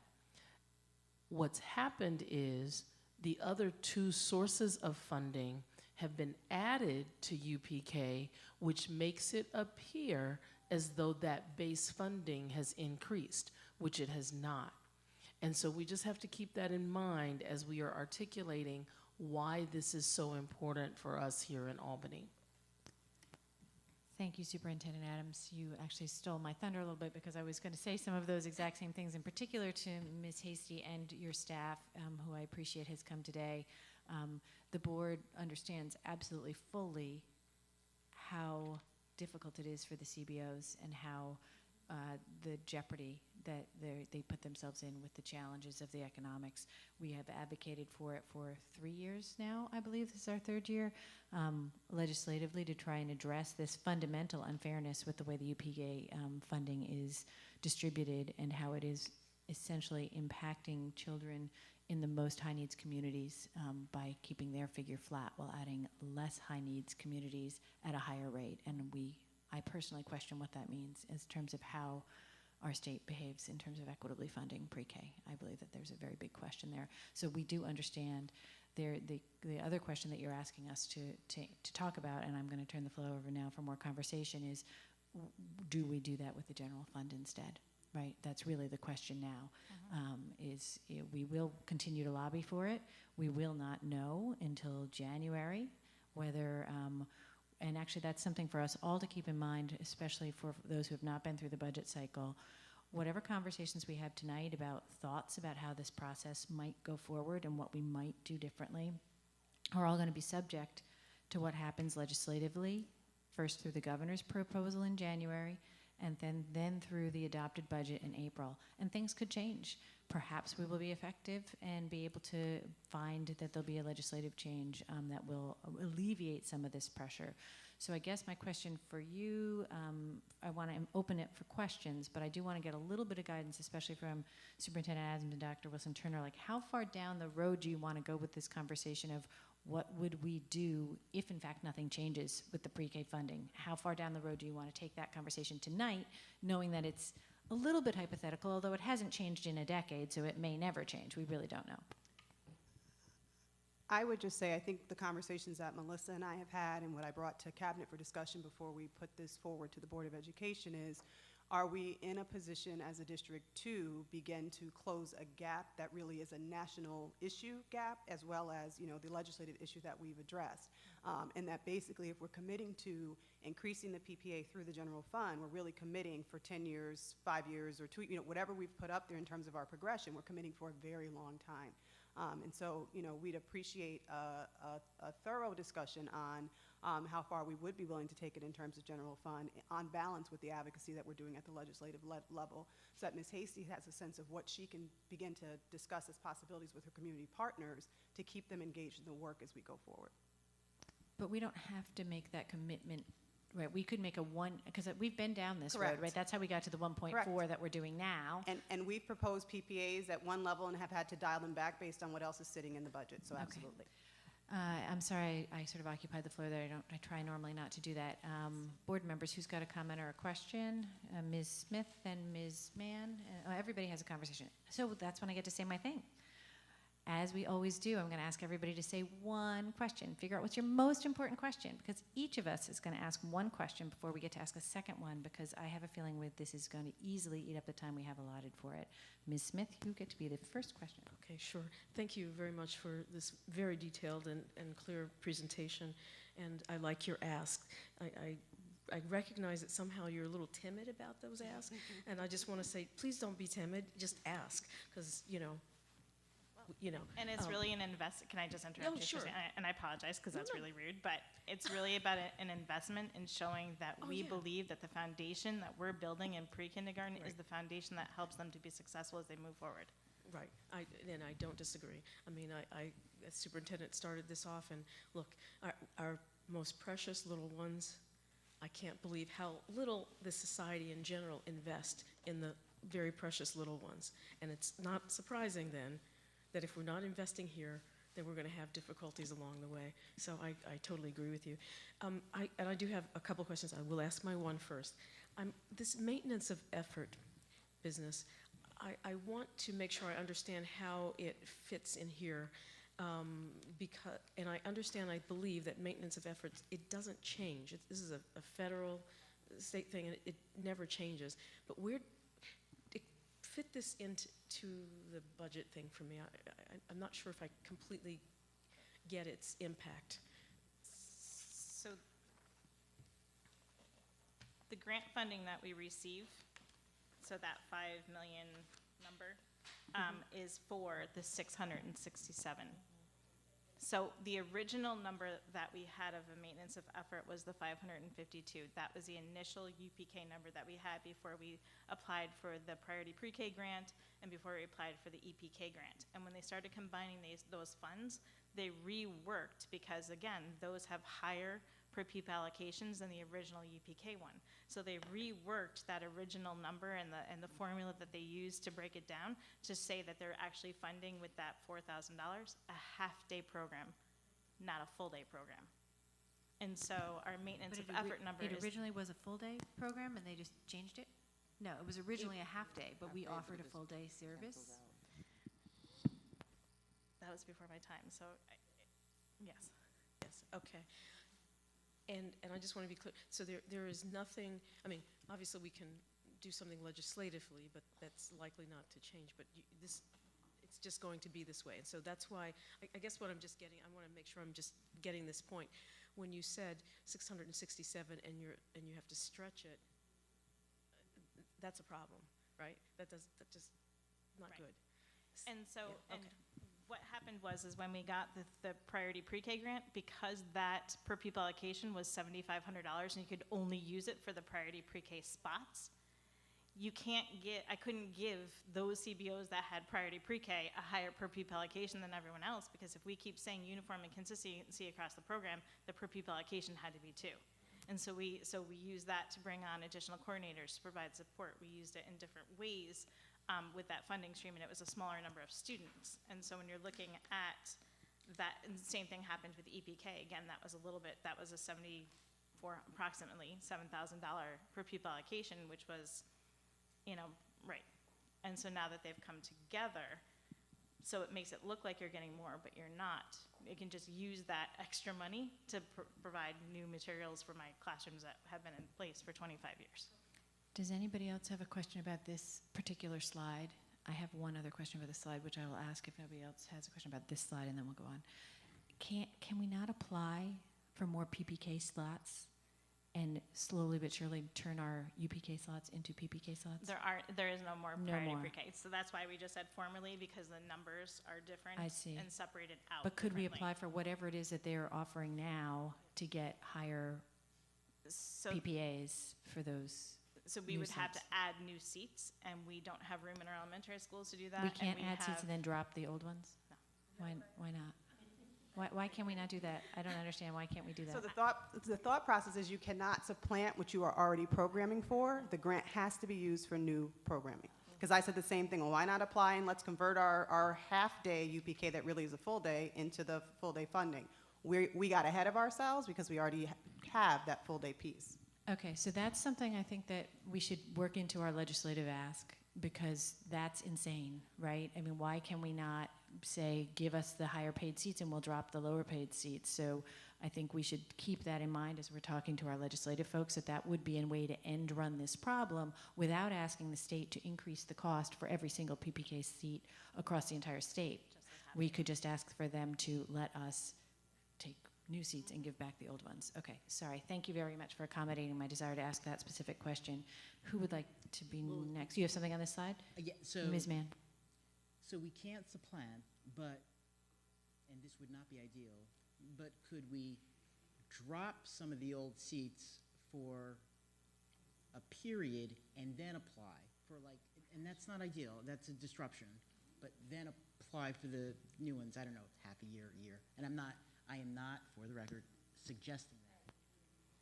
I'm just thinking of a go-around. Hypothetically, is that your question? Hypothetically, could we do that? Hypothetically, yes. And I think we talked a little bit about enrollment reconfiguration. And it's great to see you all having the same kind of conversation and questions that Melissa and I had as we prepared this for you. We, like I said, did more than we were required to do because we knew our students needed a full-day pre-kindergarten program. And so as a reverse, do we pull back on the seats? And poor Melissa's eyes bugged out of her head when I asked her that, because that means when we look at our 1,025 seats, we're almost at 1,000 of those seats being filled. Like our families and community have demonstrated that is a need. So if we take those seats off the table, we are inevitably saying we're not going to have 200 seats available for families who have actively sought them out. And then how do we decide, again, who gets those seats? Do we set priority for who gets, we create a whole other situation. And so the idea of our legislative ask being allow us to convert the half-day seats to full-day seats is a much more viable option in terms of having it grant funded. Okay.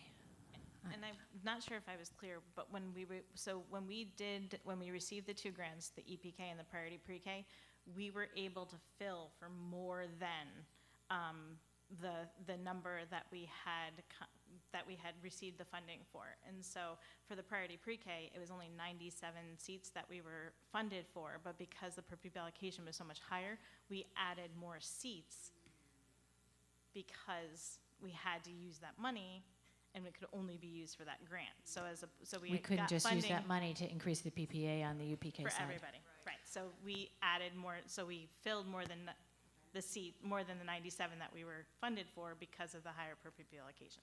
Okay. One quick comment. I mean, in a previous year's Government Relations Committee, we discussed this thing about strategy of dropping the UPK and then picking up.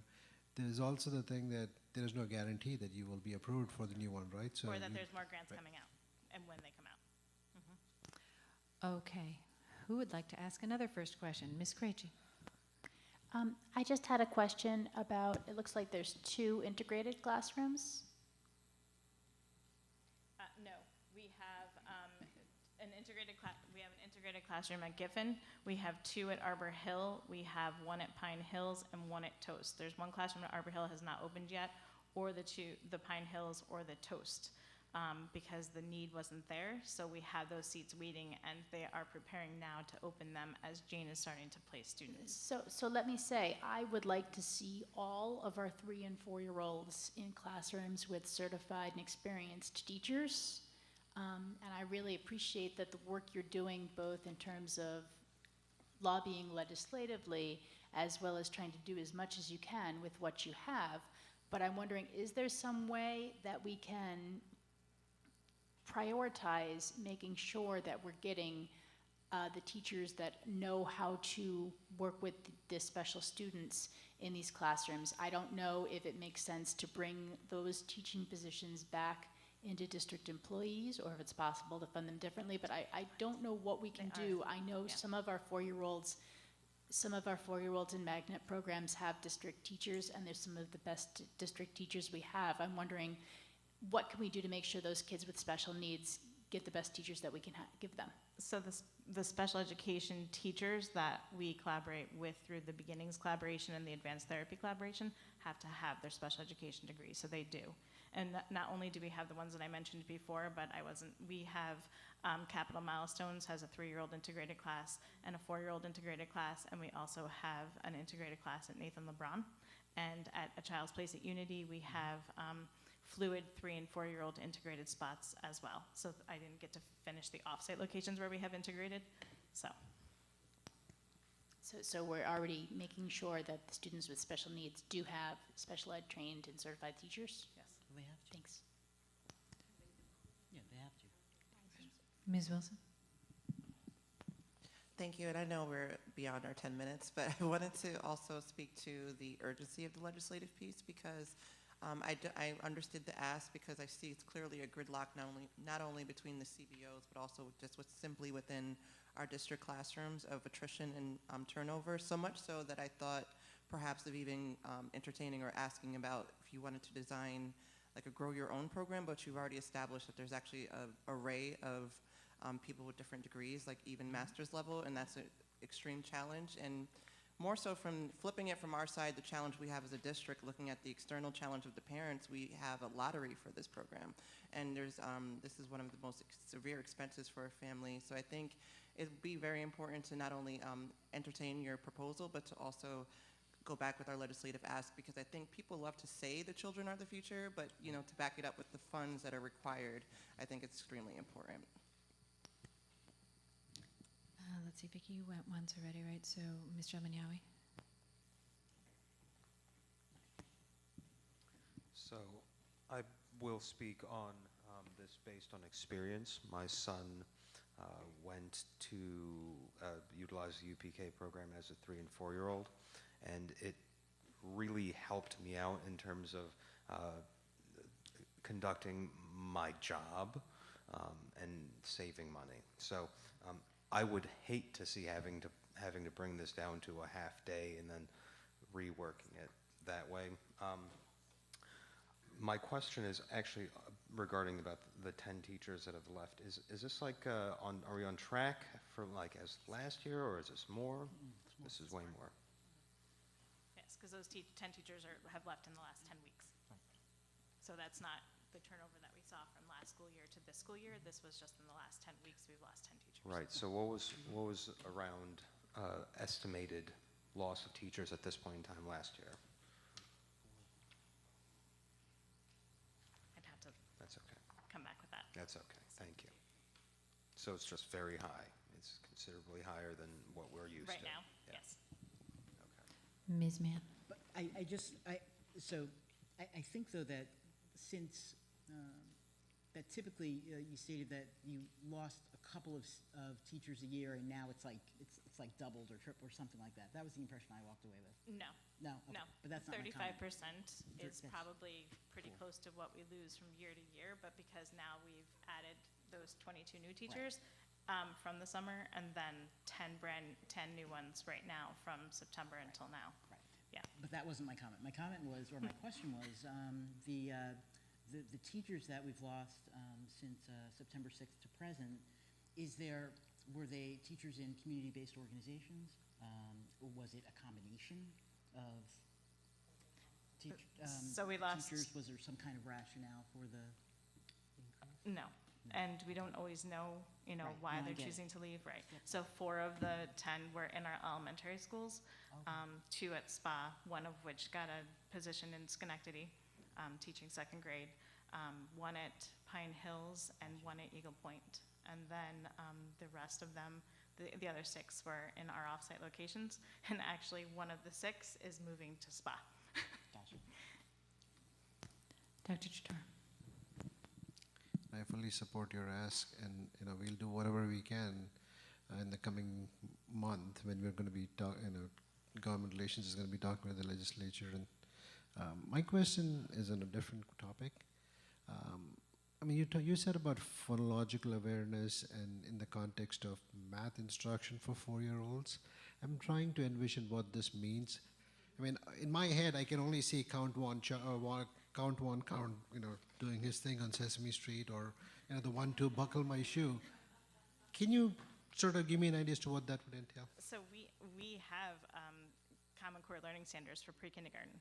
We actually have Common Core Learning Standards that cross all the developmental domains, and so there are learning standards for approaches to learning, for motor development, for cognitive, for literacy and language, and I think that No, but how do you do it in math?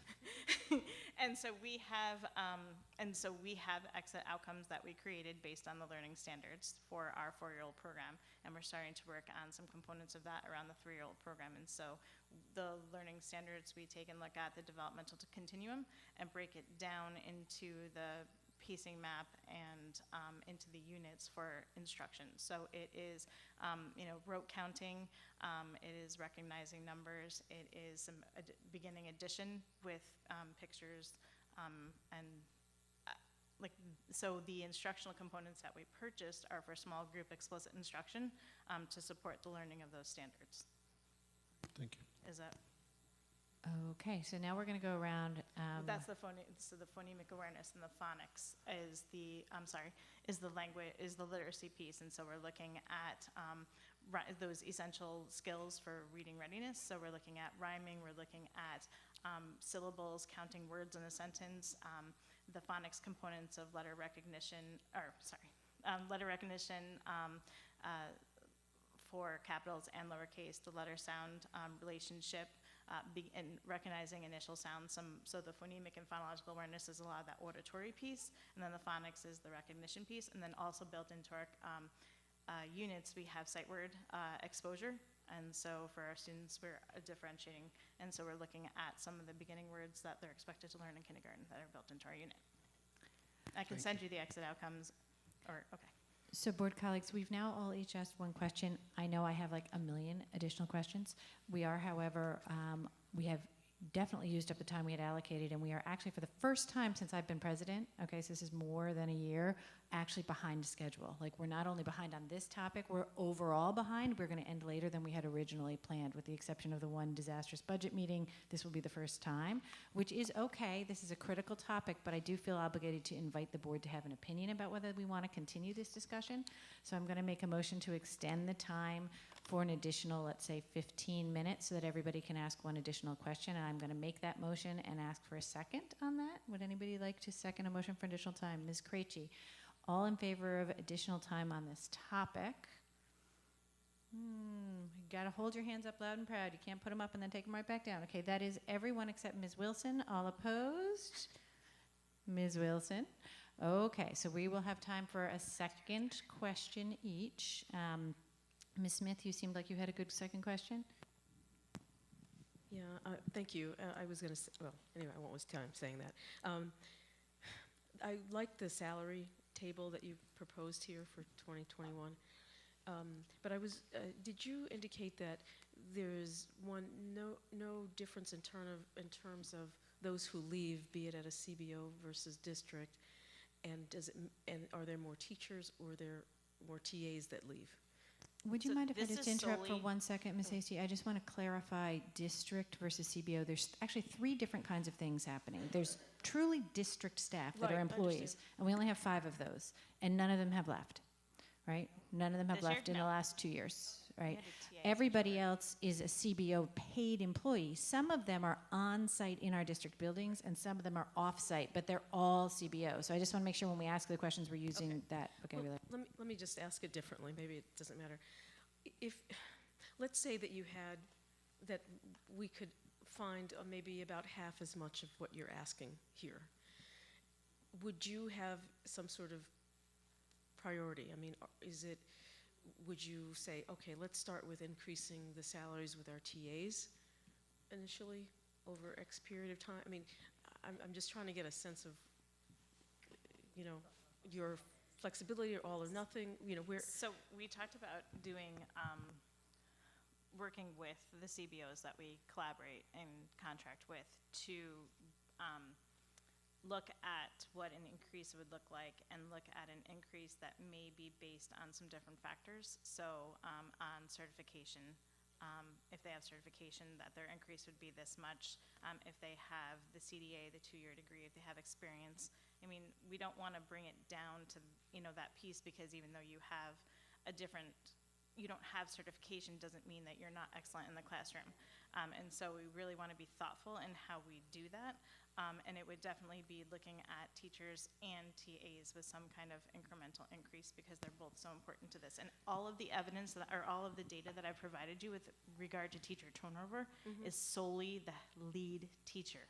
Okay. I've not given you any data on teaching assistant turnover. Okay.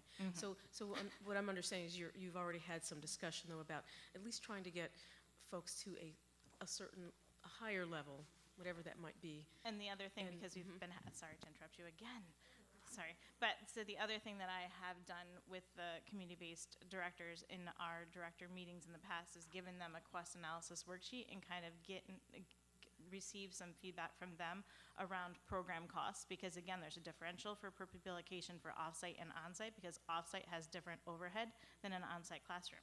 They have rent or utility, and so we look at that. So I wanted to have a better understanding of what they're using the funding that they collaborate with us. So I did a cost analysis and asked them to provide me some just initial worksheet documents of what would a low salary be for a teacher that you have, what would be a high salary, what are you right now, and to try and look at across the board and pinging some of those different organizations we work with where those levels are right now, so we have some place to start. And I have some, information. Ms. Krejci? I just had a couple of questions about the curriculum you described. I'm not really familiar with the concept-based. Is that similar to content-based curriculum? Concept development, is that what you're asking? Let's see, let me just go back and say. The So you learning talked about the without concept development and lesson planning, and that the previous curriculum is just skimming the surface of the areas? So the concept development, what we were finding is that the teachers were skimming the surface of it. So if it was a research unit on animals, they were just touching it here and not really digging deep. So we use maybe an anchor chart with a KWL of what the children already know about animals and what they want to learn. And then what they want to learn is what's driving the instruction for the rest of the unit. So their questions are what they're going to continue to research together as a whole group or small group. They're going to read nonfiction text around animals that they're interested in. So if you have a class that's really into dinosaurs, then you're not going to do broadly animals and habitats. You're going to focus on dinosaurs with what they're interested in and really dive deep into that. And then you're going to modify your learning centers and your instructional components to support that deep dive, and so that they're really engrossed in that multidisciplinary theme and unit. Thank you. That's the concept development. That sounds very engaging, and I was really glad to hear you say that none of the 3- and 4-year-olds are getting worksheets, because I would just want to go on the record and say I'm very committed. They do have some, the 3- and 4-year-olds? I'll interject, but if they're learning fine motor skills and things like that, there may be. It may not be an overabundance of it, but there's some things that you would do where they would have it. I mean, but it's not sans 100% or 0%. No. That's what I'm saying. I just want to make sure that we are clear We're like- that we are not sans the paper pencil component. I just want to make sure, because I know you guys are committed to that play-based element. When I heard about bringing the reading and writing and letters to the 3-year-old program, not based on it being part of Common Core or anything coming down from above, but rather that the teachers were asking for it, I wouldn't want us to get too overly academic with our 3s. I just want to go on the record in saying that. So the pieces that they get, we are very play-based and child-centered. They play free choice 2 hours and 10 minutes at least every day. That's a requirement where they choose and select the centers that they want to play with and the materials that they want to play with guidance and support of, those thematic changes. But the pieces for the 3-year-olds start with a map man that they create out of large wooden pieces that are this big, that are the lines and the curves. And so it's really, they're manipulating and making a map man out of lines and curves, and then they start getting into exploring those with the capital letters. And so it's very developmentally appropriate, it's very systematic, and it's very sequential and on a continuum of the things that they do. So they go from those large pieces to smaller pieces, and then they go to clay and Play-Doh and small magnet pieces, and then water and sponges and chalk. And so you can see how it goes, and supports the development of a child from gross motor to fine motor. Now I just want to go back to pre-K. Mr. El-Minyawi, you had a question?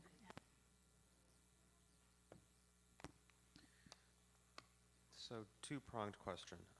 Does this recommended incremental impact for 2021, does that include those 2 positions that you seek here with the early childhood So department? down at the bottom, it does. The overall budget request with the 5-year incremental per pupil allocation would be the $266,500 plus the 2 staff. Okay. Mhm. And then, not to go back on the teacher salaries, but so say we were able to meet your ask, would that rate of increase be competitive enough for the teachers to actually stay? Because I know they're leaving because they're getting higher salaries at school districts and et cetera. Now, the question is really, would we just be paying more money and having them still do the same thing? Probably yes.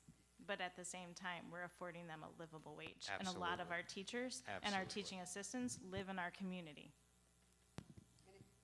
Touche. But it may be the difference of me leaving this year versus me leaving 4 years from now, because I can maintain what I'm doing now and keep doing what I love before I move into something that's more formal. But no, we can't say that by offering $44,000 in comparison to an $84,000 salary I can get when a district job opens is going to prevent me from leaving. But we also don't know all the reasons that the staff is leaving, and are they leaving education altogether so they can go and make a livable wage in some other opportunity. Ms. Mann? So my comment is that I do believe that it would result in more employees at CBOs staying a bit longer. And I know it's a discussion that we've had at the agency where I primarily work for. So I wanted to throw that. I think your rate of your rate of retention will increase. Was that your personal question? Do you have a question of your own? No, that was my board comment. Or No, I do you have no have a question. Okay. Dr. Chidor. So I know we're talking about teacher turnover. So I want to just try a different strategy here. We have the EMAT program for the secondary teachers, right, 5th to 12th grade. Is there something comparable for the elementary where you could have teachers that would come into the UPK, PPK, and we would help them get that extra training, which, if they could move within this district, which we are keeping our teachers, we're building our own. So either which way you look at it, they either stay in the UPK, PPK, or they move to other grades in the elementary. They're still ours and they'll stay ours. and we had this conversation, is that that is some additional advocacy work that we need to do, is that, in order for them to, the state education department looks for that certification, that 4-year degree with certification. If they have a 2-year degree on the salaries that they're making, they can't afford to go to a St. Rose or a SUNY Albany to pursue that education program. So is advocacy work that we do is that we can work with some of the local colleges to help. Schenectady County Community College has a 2-year early childhood degree program, and so does Hudson Valley Community College. So for those teachers that have CDAs that want to expand, is there something that we can do to support that work as they continue to work with us? And then as they go from the 2-year degree to the 4-year degree, can we also find a way to help support with that piece as well? So we've had that conversation in what we can do to support the community and the teachers that are working with our children to get that. Can you send us some of your strategies that you've been talking about in the SBU, so we are more in terms of that? Because I think if you're going to grow our own, let's do it. So my question was it's actually sort of a piggyback on Ms. Yelminyawi's question, because that's really fundamentally my question, because I was here when we did PPAs before, and my recollection, although I didn't go back and look, is that the rate of retention has not changed one bit, right? So that we're basically paying more and still seeing the retention rate be poor. I don't know if you can speak to whether that's true or not, but then, and I'll let you speak 1 second. The other question I had that's related to that is whether you see different levels of turnover with different CBOs as you've looked at them. Is it within CBOs? Is it, because that might be something that we would want to use as a criteria for the RFP process, or is there something we can learn from? It's very actually unusual in this business that you actually have that kind of spread where you can say, oh, look, this one is different than this one, right? Because usually there's so much other stuff going on. So I'm just curious to know whether that's something, tells us anything about what else we could do. So last year, the turnover was with ACAP, Albany Community Action Partnership, and this year that was not the case for the summer turnover from one year to the next. This year it was not the highest one, but it also is that some teachers are not being asked back because they're not a good, so the turnover piece that you're looking at is that some of them are going on to other positions, some of them are leaving education, and some are not being asked back because they're not a good fit for the program. And can we actually quantify and differentiate between those? Like, can we tell, when we say we have 35% turnover, do we know what percentage of those are turnover that we would regret and turnover that we encourage? Generally. And? I couldn't tell you off the top of my head right now. Okay. And correct me if I'm wrong, Melissa, the difference I would say in the PPA increase prior to what we're requesting this evening is that increase was done to level the PPA across all the programs, and it wasn't necessarily done targeted towards salaries. And so part of our work would be, if we were able to move forward with this, either from the general fund or legislatively, is how do we guarantee that the money that we put forward in an increased PPA goes directly to salary? Yeah, because this, I think my recollection of the last time we talked about PPA is exactly what you're saying, that the board asked, can we guarantee that this is going to go to salaries? And we were told, no, we can't guarantee this is going to go to salaries.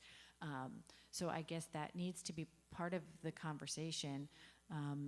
And now, just trying to sum this up in terms of direction for you, what I'm hearing, and not everybody spoke on this, but what I'm hearing is that there's a strong preference for maintaining as many seats as humanly possible at a full day.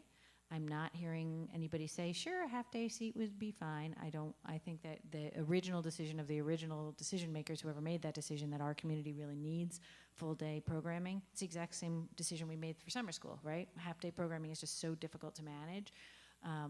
That said, we always end up with options A, B, C, D, and E when it comes budget time, and I'm sure that as the cabinet looks for how to integrate this into the overall budget, that's where these are going to end up, right? That, ideally, if we had all the money in the world, we would bump to the 6,500 immediately, but rarely does the budget look so healthy. So we'll see. Is there other feedback you need in terms of thinking about it? That's, I think, what you wanted to hear a reaction to. Does any board member think I've mischaracterized where we are on that? Okay. Thank you all for the extended commitment, and we appreciate you guys so much, Melissa Hasty. We really love when you come to speak to us, and we love the little tiny bits of curriculum that you get to talk about in amongst the money, because we're like, oh, now I want to go back to pre-K and hang out with Melissa and all the cool people in pre-K. So thank you so much. Thank you for your time. Great job.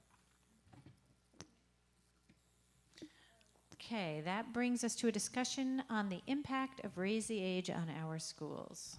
It's like So the at this exact juncture- opposite of the age spectrum.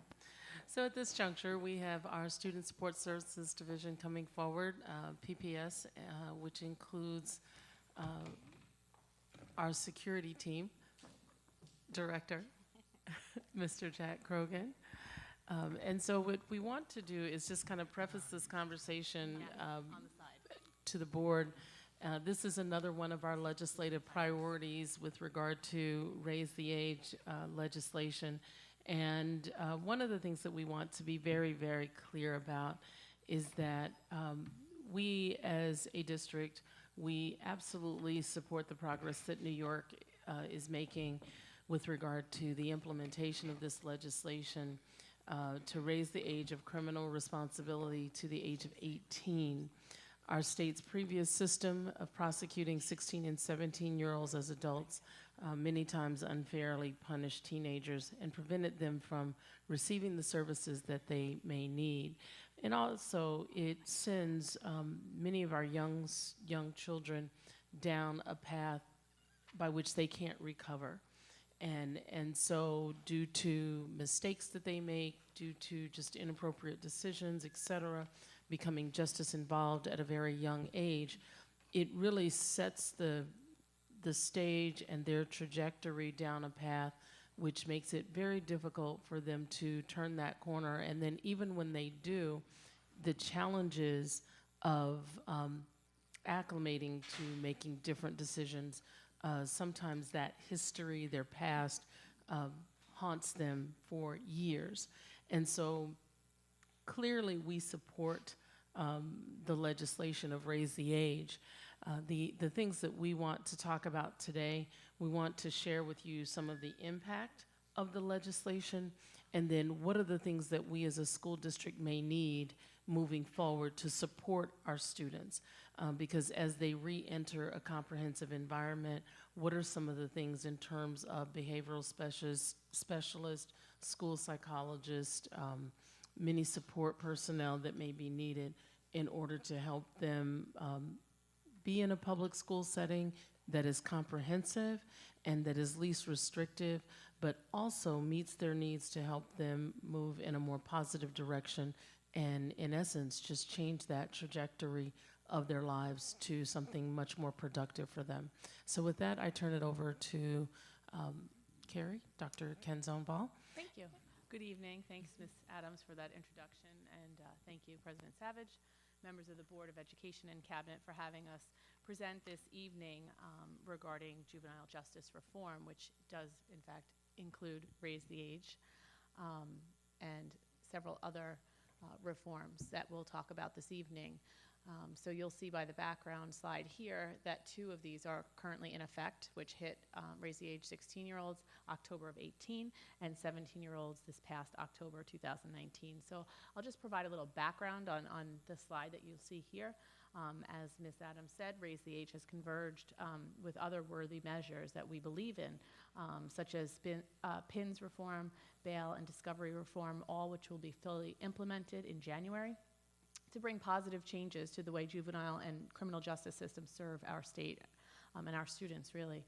However, the initiatives also present a number of challenges, challenging implications for the districts in terms of available services, supports, and also bring some significant safety concerns in school buildings at times. So in Albany, the shifts have coincided with increased behavior, at-risk behavior among youth in the community, which creates a greater draw on community resources that our district counts on to assist with students most in need of academic support, social, emotional, and behavioral supports. So specific to Raise the Age, all Raise the Age youth charged with felonies are initially handled in criminal court youth part. And this court is newly formed, presided over a specially trained family court judge, and currently located in the family court building. The number of students being seen in criminal court youth part represent some of the highest risk youth under the age 17 that are currently enrolled in the district. PINS reformed, and I just need to note it's person in need of supervision, sorry, People Personnel Services. Sorry for the typo. So probation departments are now, and especially when it hits in January, limiting access to PINS complaints being filed or forwarded to family court, which coincides with the changes in funding streams being provided at the state and local levels, which also focus on community-based services. So residential placements are being discouraged, rightfully so, except in the most extreme circumstances. So, that presents us as a school district receiving students that are extremely high risk. So we have to be ready and able to support them in every way possible. Bail reform, less impactful on the district due to the numbers, but bail reform also may affect district youth over age 17. So as of January, the state is prohibiting cash bail and pre-trial detention for nearly all arrests except for specific violent felonies. So even with bail-eligible offenses, such as violent felonies, judges must make all viable attempts to release defendants on their own recognizance or under supervised release with electronic monitoring, so an ankle bracelet, if you will. So this means that any student over age 17 charged with nearly any crime must be given an appearance ticket or arraigned in court and then released with or without an alternative monitoring system.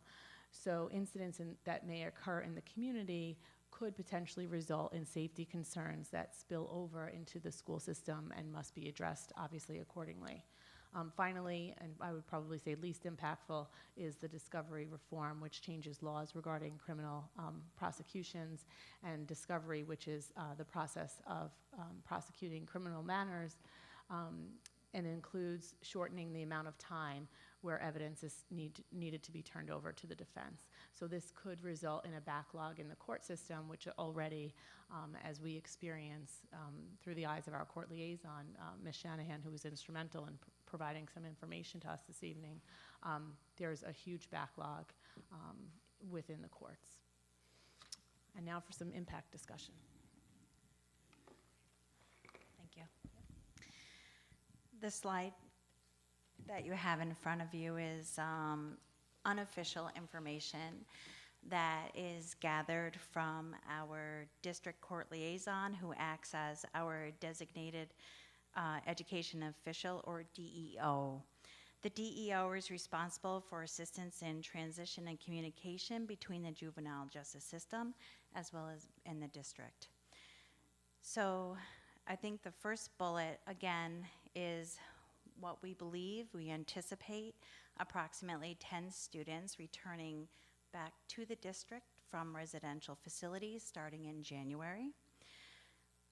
The next is about the current known students, approximately 45, that we have documentation that they have transitioned in and out of detention centers. That could be secure detention.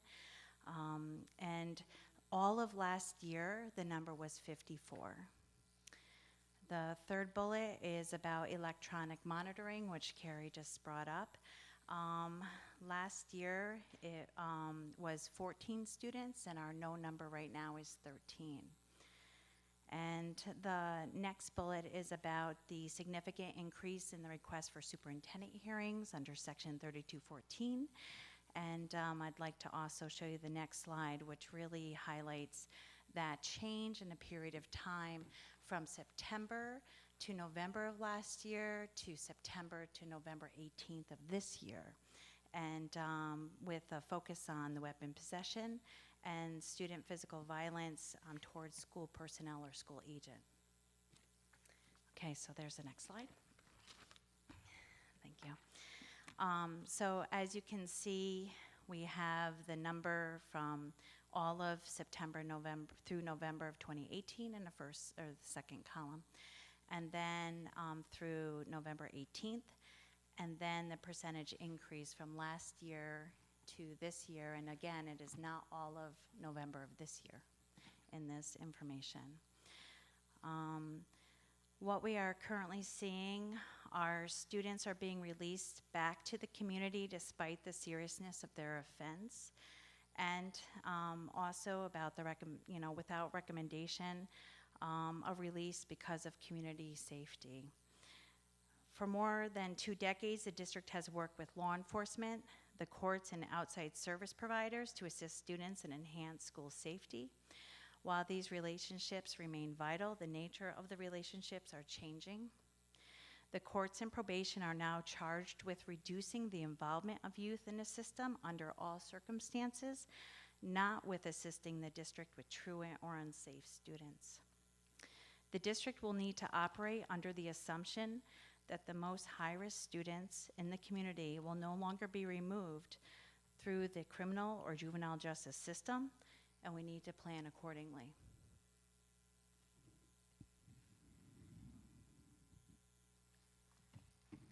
So moving forward, our actions in pupil personnel services, we are going to continue to support our students, no matter how high the risk when they return to us. And we have several measures that are in place. We've presented to you information about our Family and Student Support Team, the FAST program, which was started as a collaboration well over a year. It took us to plan it. As a partnership with the Division of Criminal Justice Services. I actually presented today at the Office of Victim Services State Conference in downtown Albany and with Tom Andriola. And we currently have served approximately 12 students. We have a school psychologist. Molly Peluso is our FAST coordinator. She works an additional 10 hours per week. That program serves any of the higher level offenses of the Code of Conduct that come through the superintendent hearing process. However, the system can't support the need at this point. So in 10 hours a week, each student, the process to work with the family, assess the student, develop a service plan takes many hours.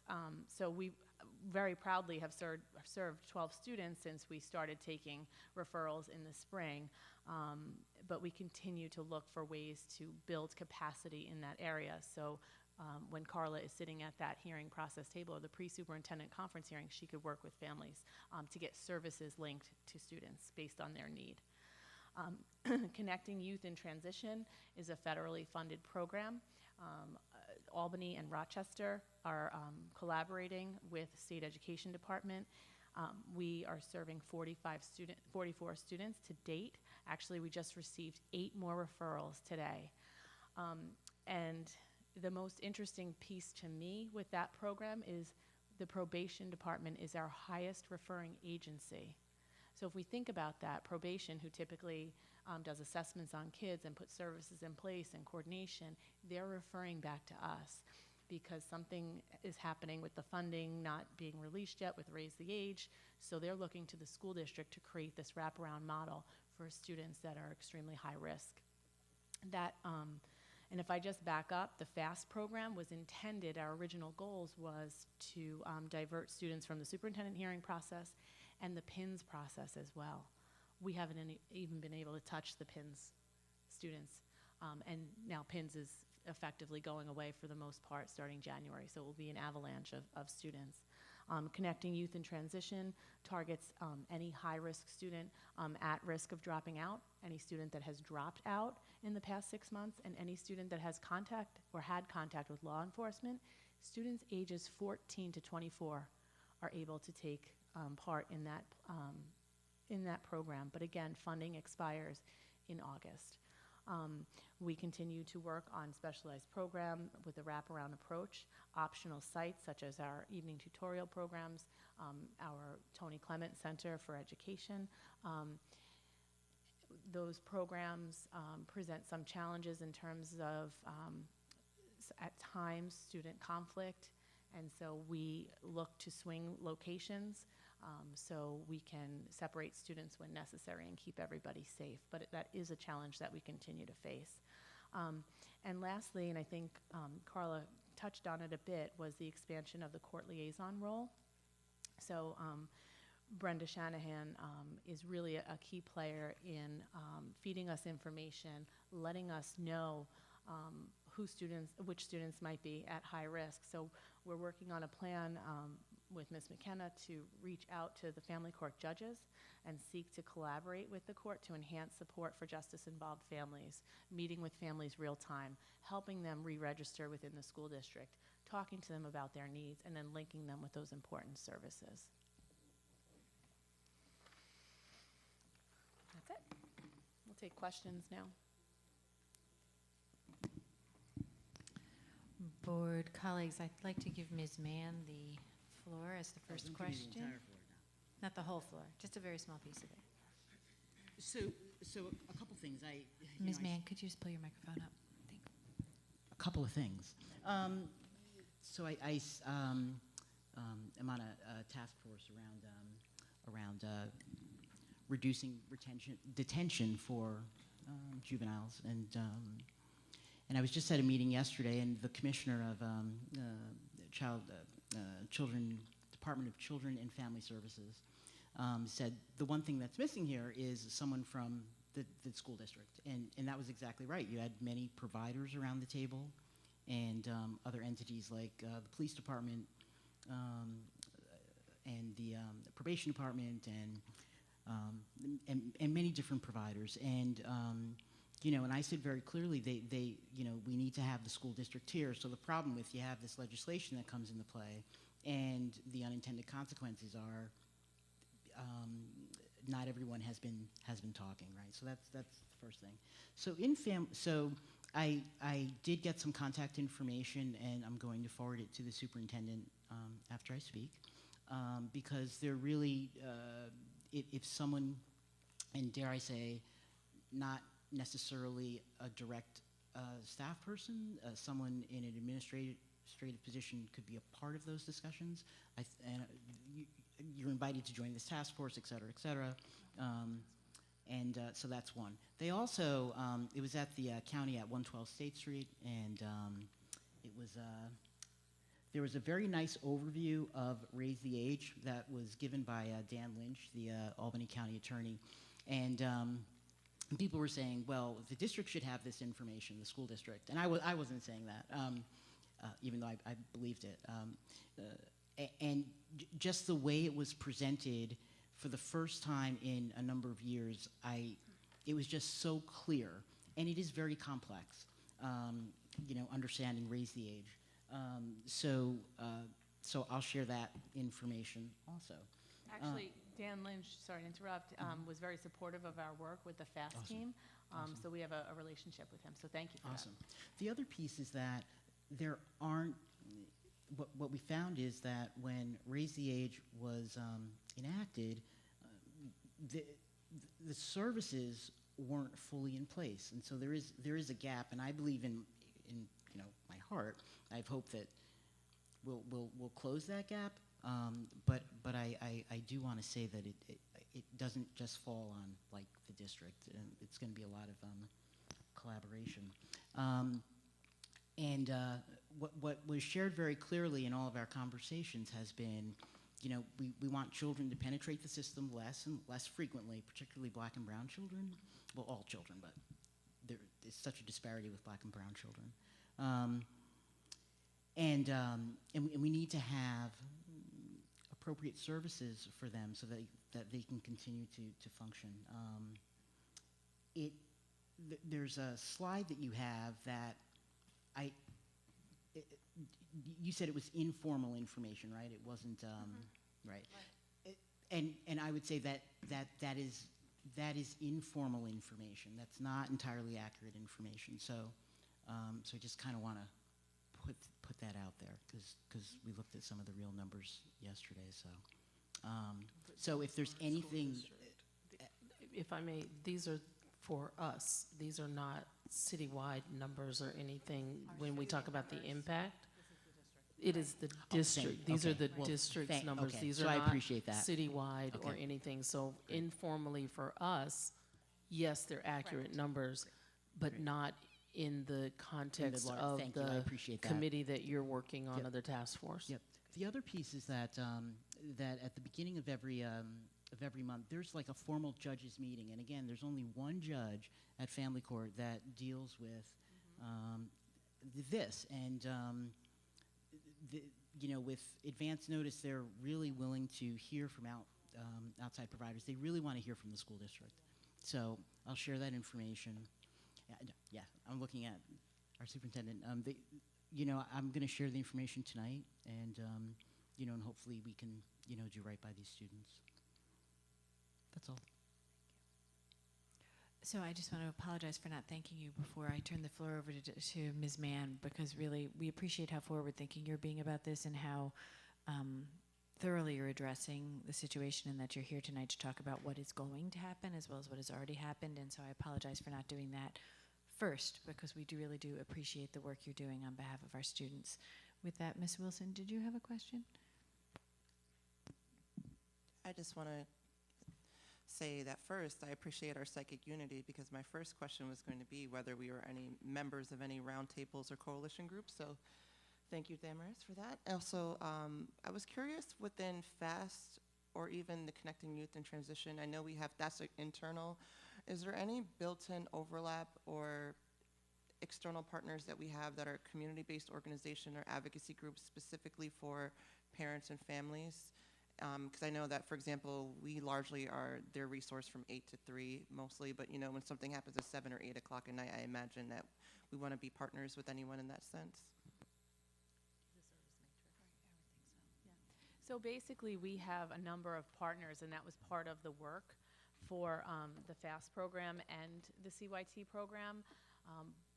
Parsons is one of them. We've built a service matrix that is based on, it's aligned with 7 areas of need, which is based on the YASI, which is a youth assessment screening inventory. So it flags for areas like substance abuse, anger management, relationships. And we took low risk, moderate risk, high risk. There's 4 risk categories. And then in that matrix, in each of the boxes are the services available internally within the district, but also externally within the community. So we make referrals all the time, and it comes back in the other direction. I don't know if I captured that. No, I think so. And I wanted to stress it is not an exhaustive list. It's continually growing, and especially with what Carrie just talked about, the Office of Victim Services. They were added on, brought forward by concerns of staff through Jack Rogan and security monitors, and how can we support our faculty. So everything, we look to keep growing that list as well. Oh, sorry. So that's still a maximum of 10 hours, though, at this point? There's not I guess that's why I was asking if there's So any I'm sorry, external. there are 2 different programs. So the FAST program, that is where we have 1 staff member dedicated 10 hours a week. The CYT program, we work with Parsons. There's a full-time intensive case manager, but that funding again dries up in August. Thank you. Sorry. Ms. Smith? Yeah, again, I want to echo President Savage's thanks to all of our staff. We have students with incredible needs, and every day I know that all of you are out there doing your absolute very best for them. And I know this was, it's hard because there's a lot of change coming about, so it's very hard for you to know what the numbers might be next week, a month from now, et cetera. But I am particularly, this is one area in particular where I'm interested in knowing where you think you're going to have to need additional funds, and some funds where, we're not going to have immediate access to. And you're already, talking about one program running out of funds in August. So you don't have to answer that now, but clearly there's got to be a bit more in the staffing area. I don't know what's needed, what will be different around security and all of these things, so that we all, everyone feels supported. But that's one question. And then I was also wondering whether, you mentioned Tony Clements, but also you mentioned, the placement of students. You're being very thoughtful, strategic, et cetera. So perhaps more than just a couple of schools are going to feel this impact.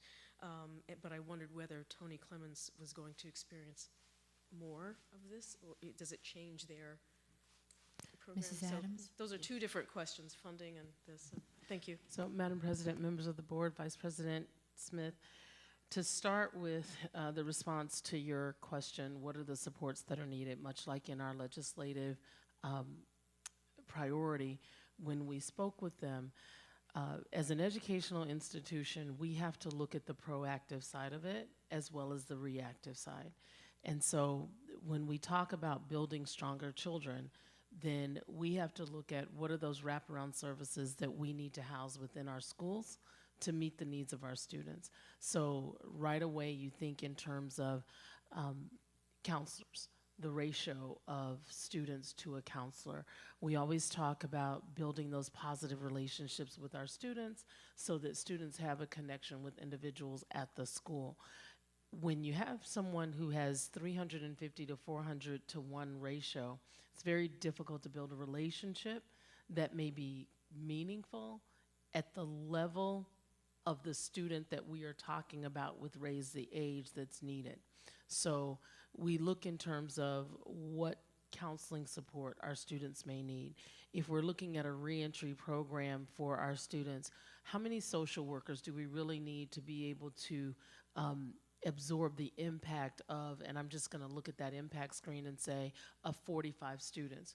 Because if you just look at it from that standpoint, and let's just say that there are 45 students in one building who require a daily check-in,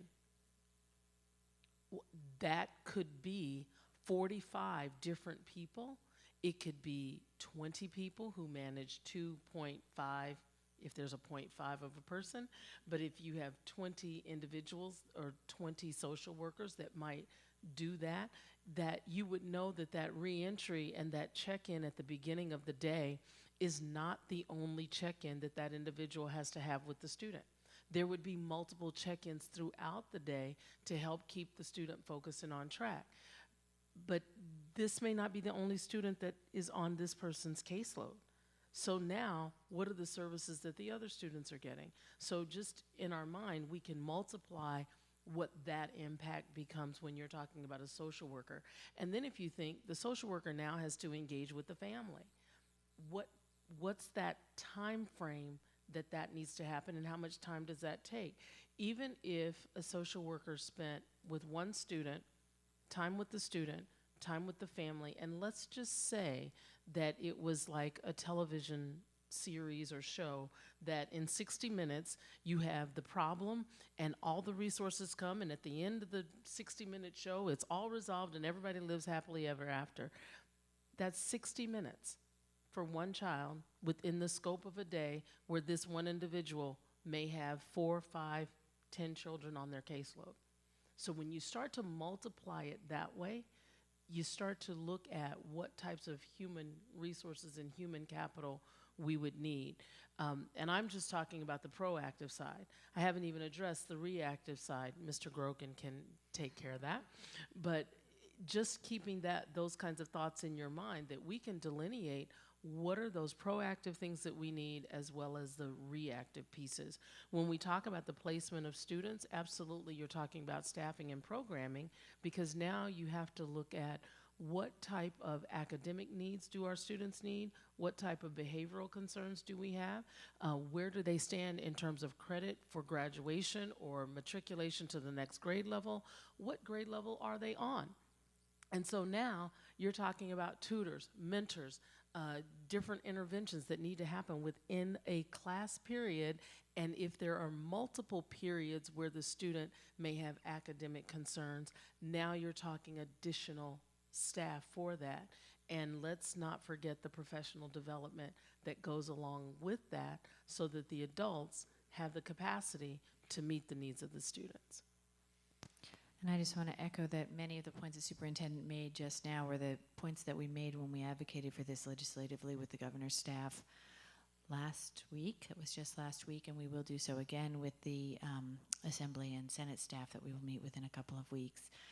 It is our belief, I believe certainly the Government Affairs Committee, Government Relations Committee, but I believe ultimately the whole board would support this, that the reduction in cost to the state by raising the age has created some opportunities for those costs to be redistributed to the entities that are now serving those same human beings in a different setting, and that it has to be recognized, and that we all believe that our children should not be incarcerated, but therefore the services need to be provided. And it is going to be a very big challenge for us budget-wise this year if the state does not recognize that. We will be stressing that with our Assembly friends and our Senate friends, that if in fact that is not recognized, it is going to create a budgetary crisis for us, because I can do that math in my head and I can add up those dollars, and they have to come from somewhere. So if they're not being served if we have to serve them out of the general fund, we have a big problem.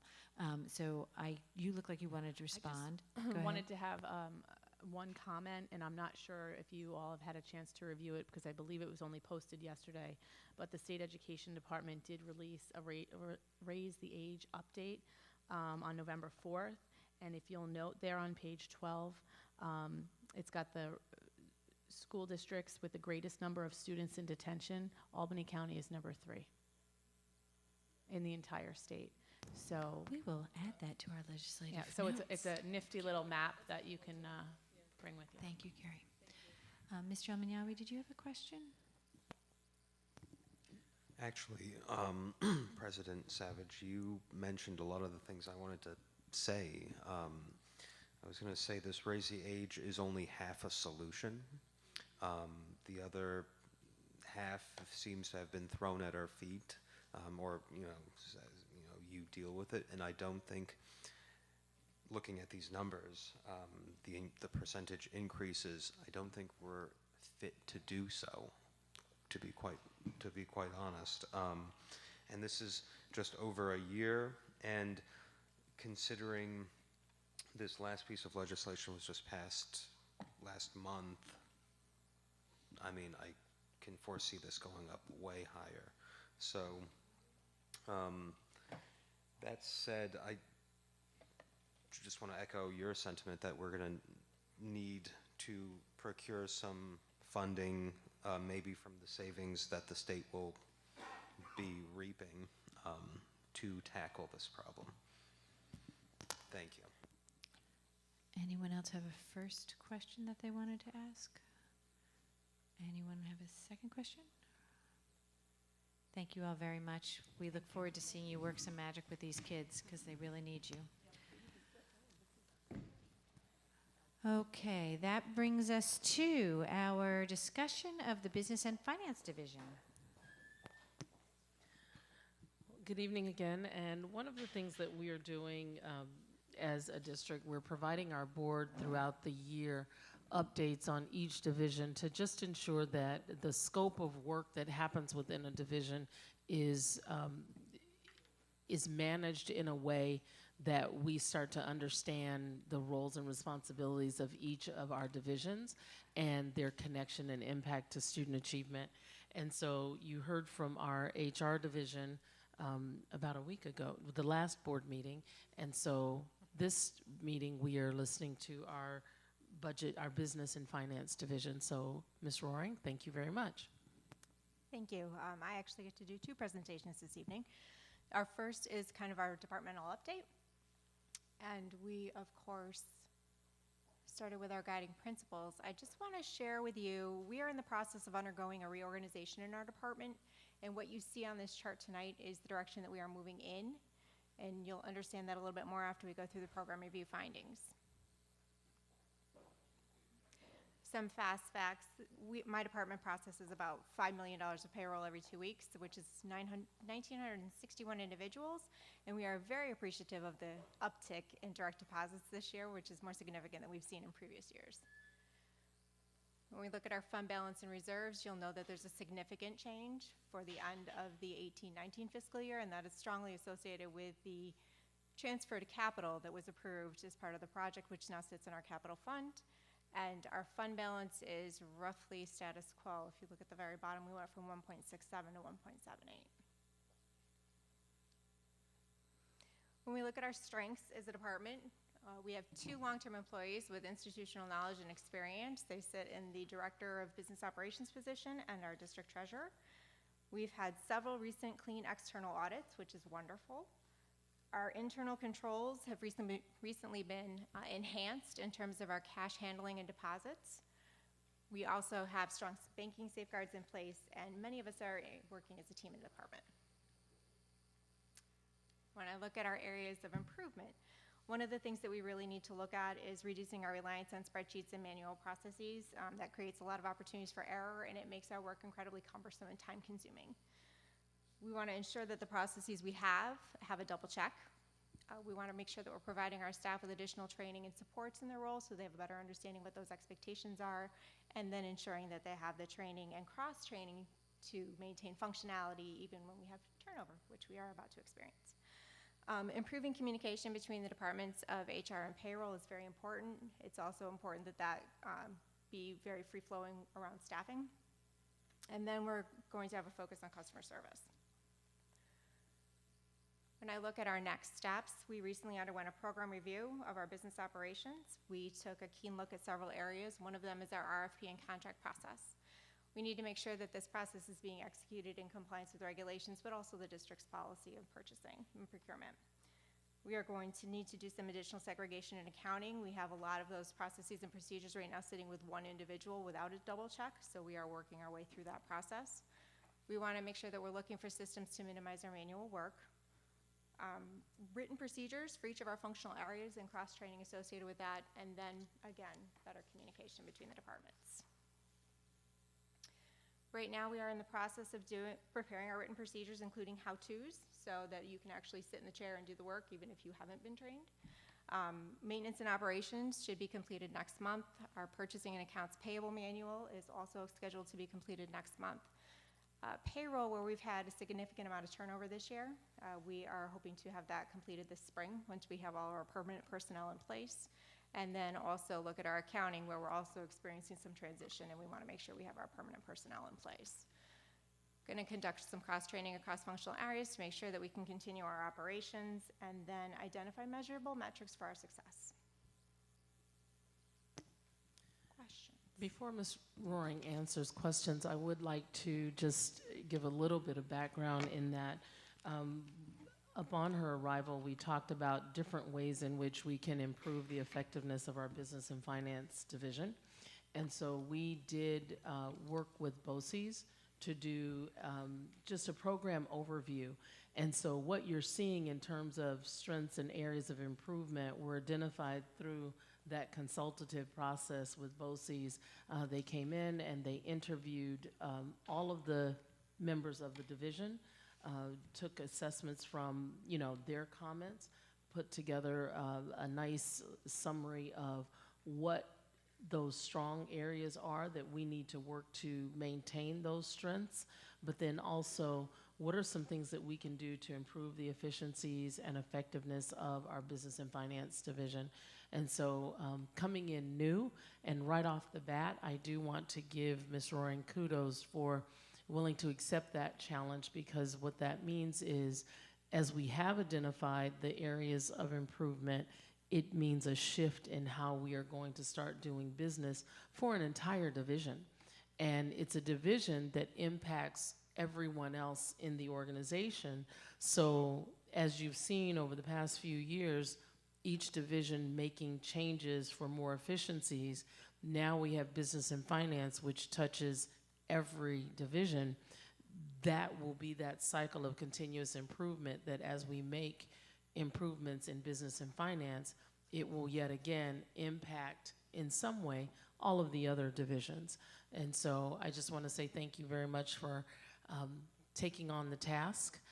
And I know that you are very capable in doing that. And so thank you very much, because we are well on our way. Thank you. Thank you, and I'll echo that.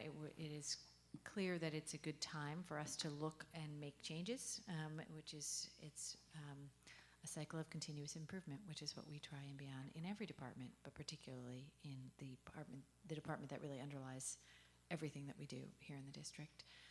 Board colleagues, one question at a time. Ms. Smith, you would like to go first? Ms. Roaring, thank you. I was just thinking this is a good way to start a new job, right? Yes. Is that you get to evaluate what you're walking into. So kudos to you on this. I wanted to ask, in your steps, I don't see a clear step around the reducing the reliance on the spreadsheets and manual processes. So I just wanted to ask you if that's something you're coming to, but I didn't see that specific thing in a time frame. So in the second document that's under my presentation area, it is spoken to a little bit more. That isn't something that we can do immediately. That is something that we're going to have to look at over time. And then making sure that we're identifying systems that can facilitate our work in a more efficient and effective way.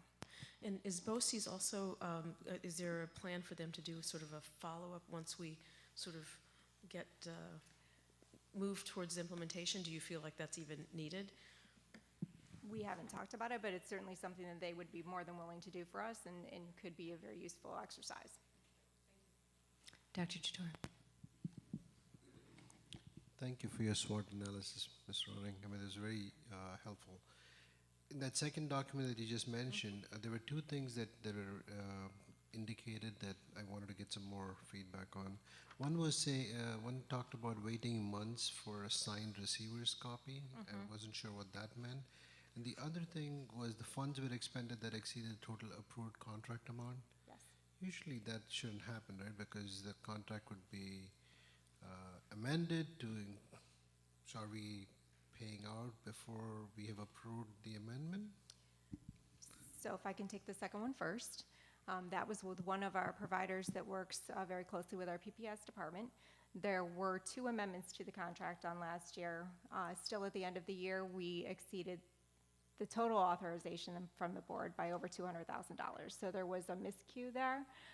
There are definitely some tighter controls we can put in place to make sure that we're more closely monitoring that. That does fall very closely with our purchasing contracts and accounts payable departments.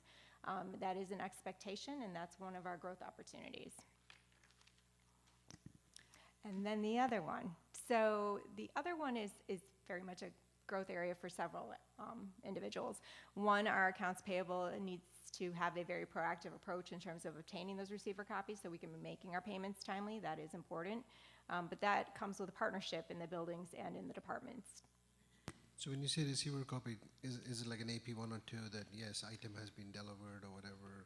So essentially, the receiver copy is the building or department's version of our PO, and they are expected to sign off on receipt of those items and that those items are in usable order before we make any payments. Thank you. Ms. Krejci. I had questions.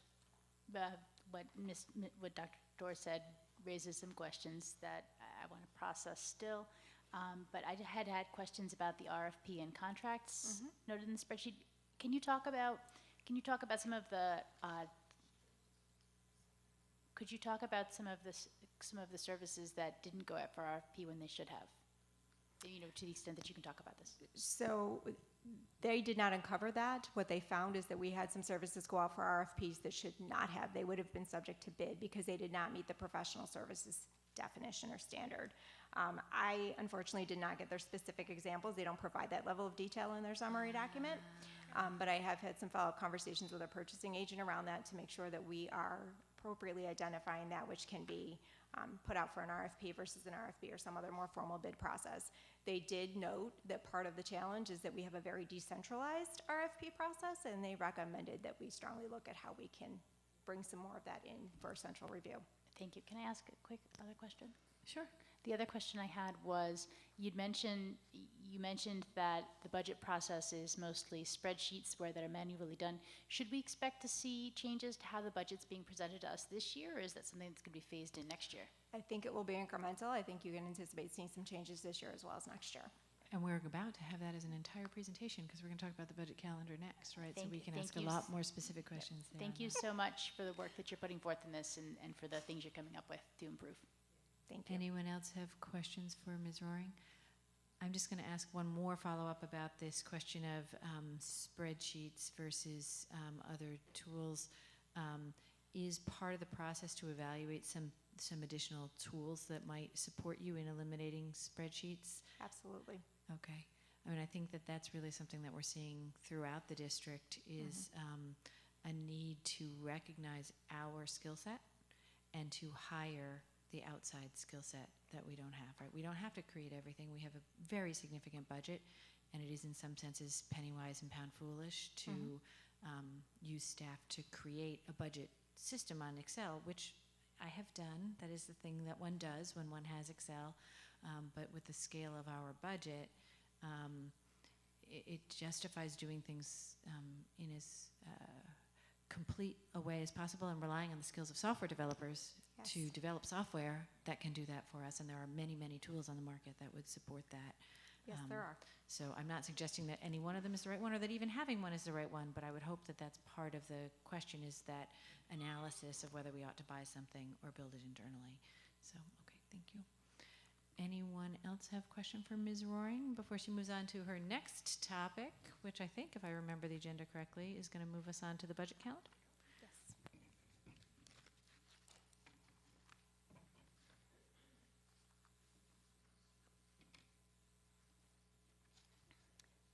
So we don't actually have a formal presentation around the budget calendar this evening. The budget calendar has been submitted for your consideration. It will very closely mirror budget calendars as you've seen over the last few years from the department. Some of the highlight dates I want to make sure I draw to your attention include January 23rd, that Board of Education meeting. We will be presenting our rollover budget, which will essentially say if we do everything the same way next year, we maintain our same levels of staffing, it will cost us this much to continue our operations as they sit. We anticipate also requesting a special meeting of the board. We need a meeting at the very end of February for the board to adopt our tax cap calculation, which is due to be submitted to the state no later than March 1st. We anticipate presenting the superintendent's proposed budget on April 2nd and having our last public input session around April 7th. The board would be requested to adopt the budget on April 23rd, which is within the statutory deadlines, but it gives us more opportunity to receive and respond to any last-minute state aid numbers that come out, usually after April 1st. And then we would have our public hearing on May 7th, and our annual vote, of course, would occur on May 19th.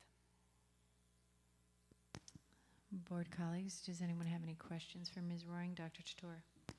It's more a comment than a question. When you do the public budget workshops, Mhm. I mean, that happens in our wonderful upstate New York weather, right? When it's snowing, people can't get to it.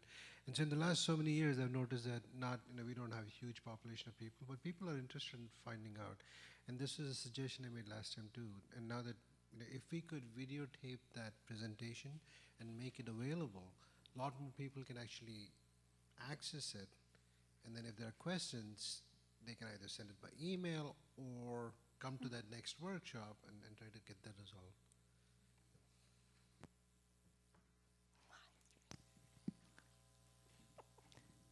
There's people nodding their heads and thinking hard, but Mhm. nobody's speaking to the microphone. So I'm just saying that because people who are listening at home will need to know that they were nodding. Nodding is hard to hear over the microphone. Any other board? I will go ahead and respond officially. We are looking at, very similarly to last year, how we incorporated video and different voices, and looking at how we can share our information out in ways that engage our audience and our community.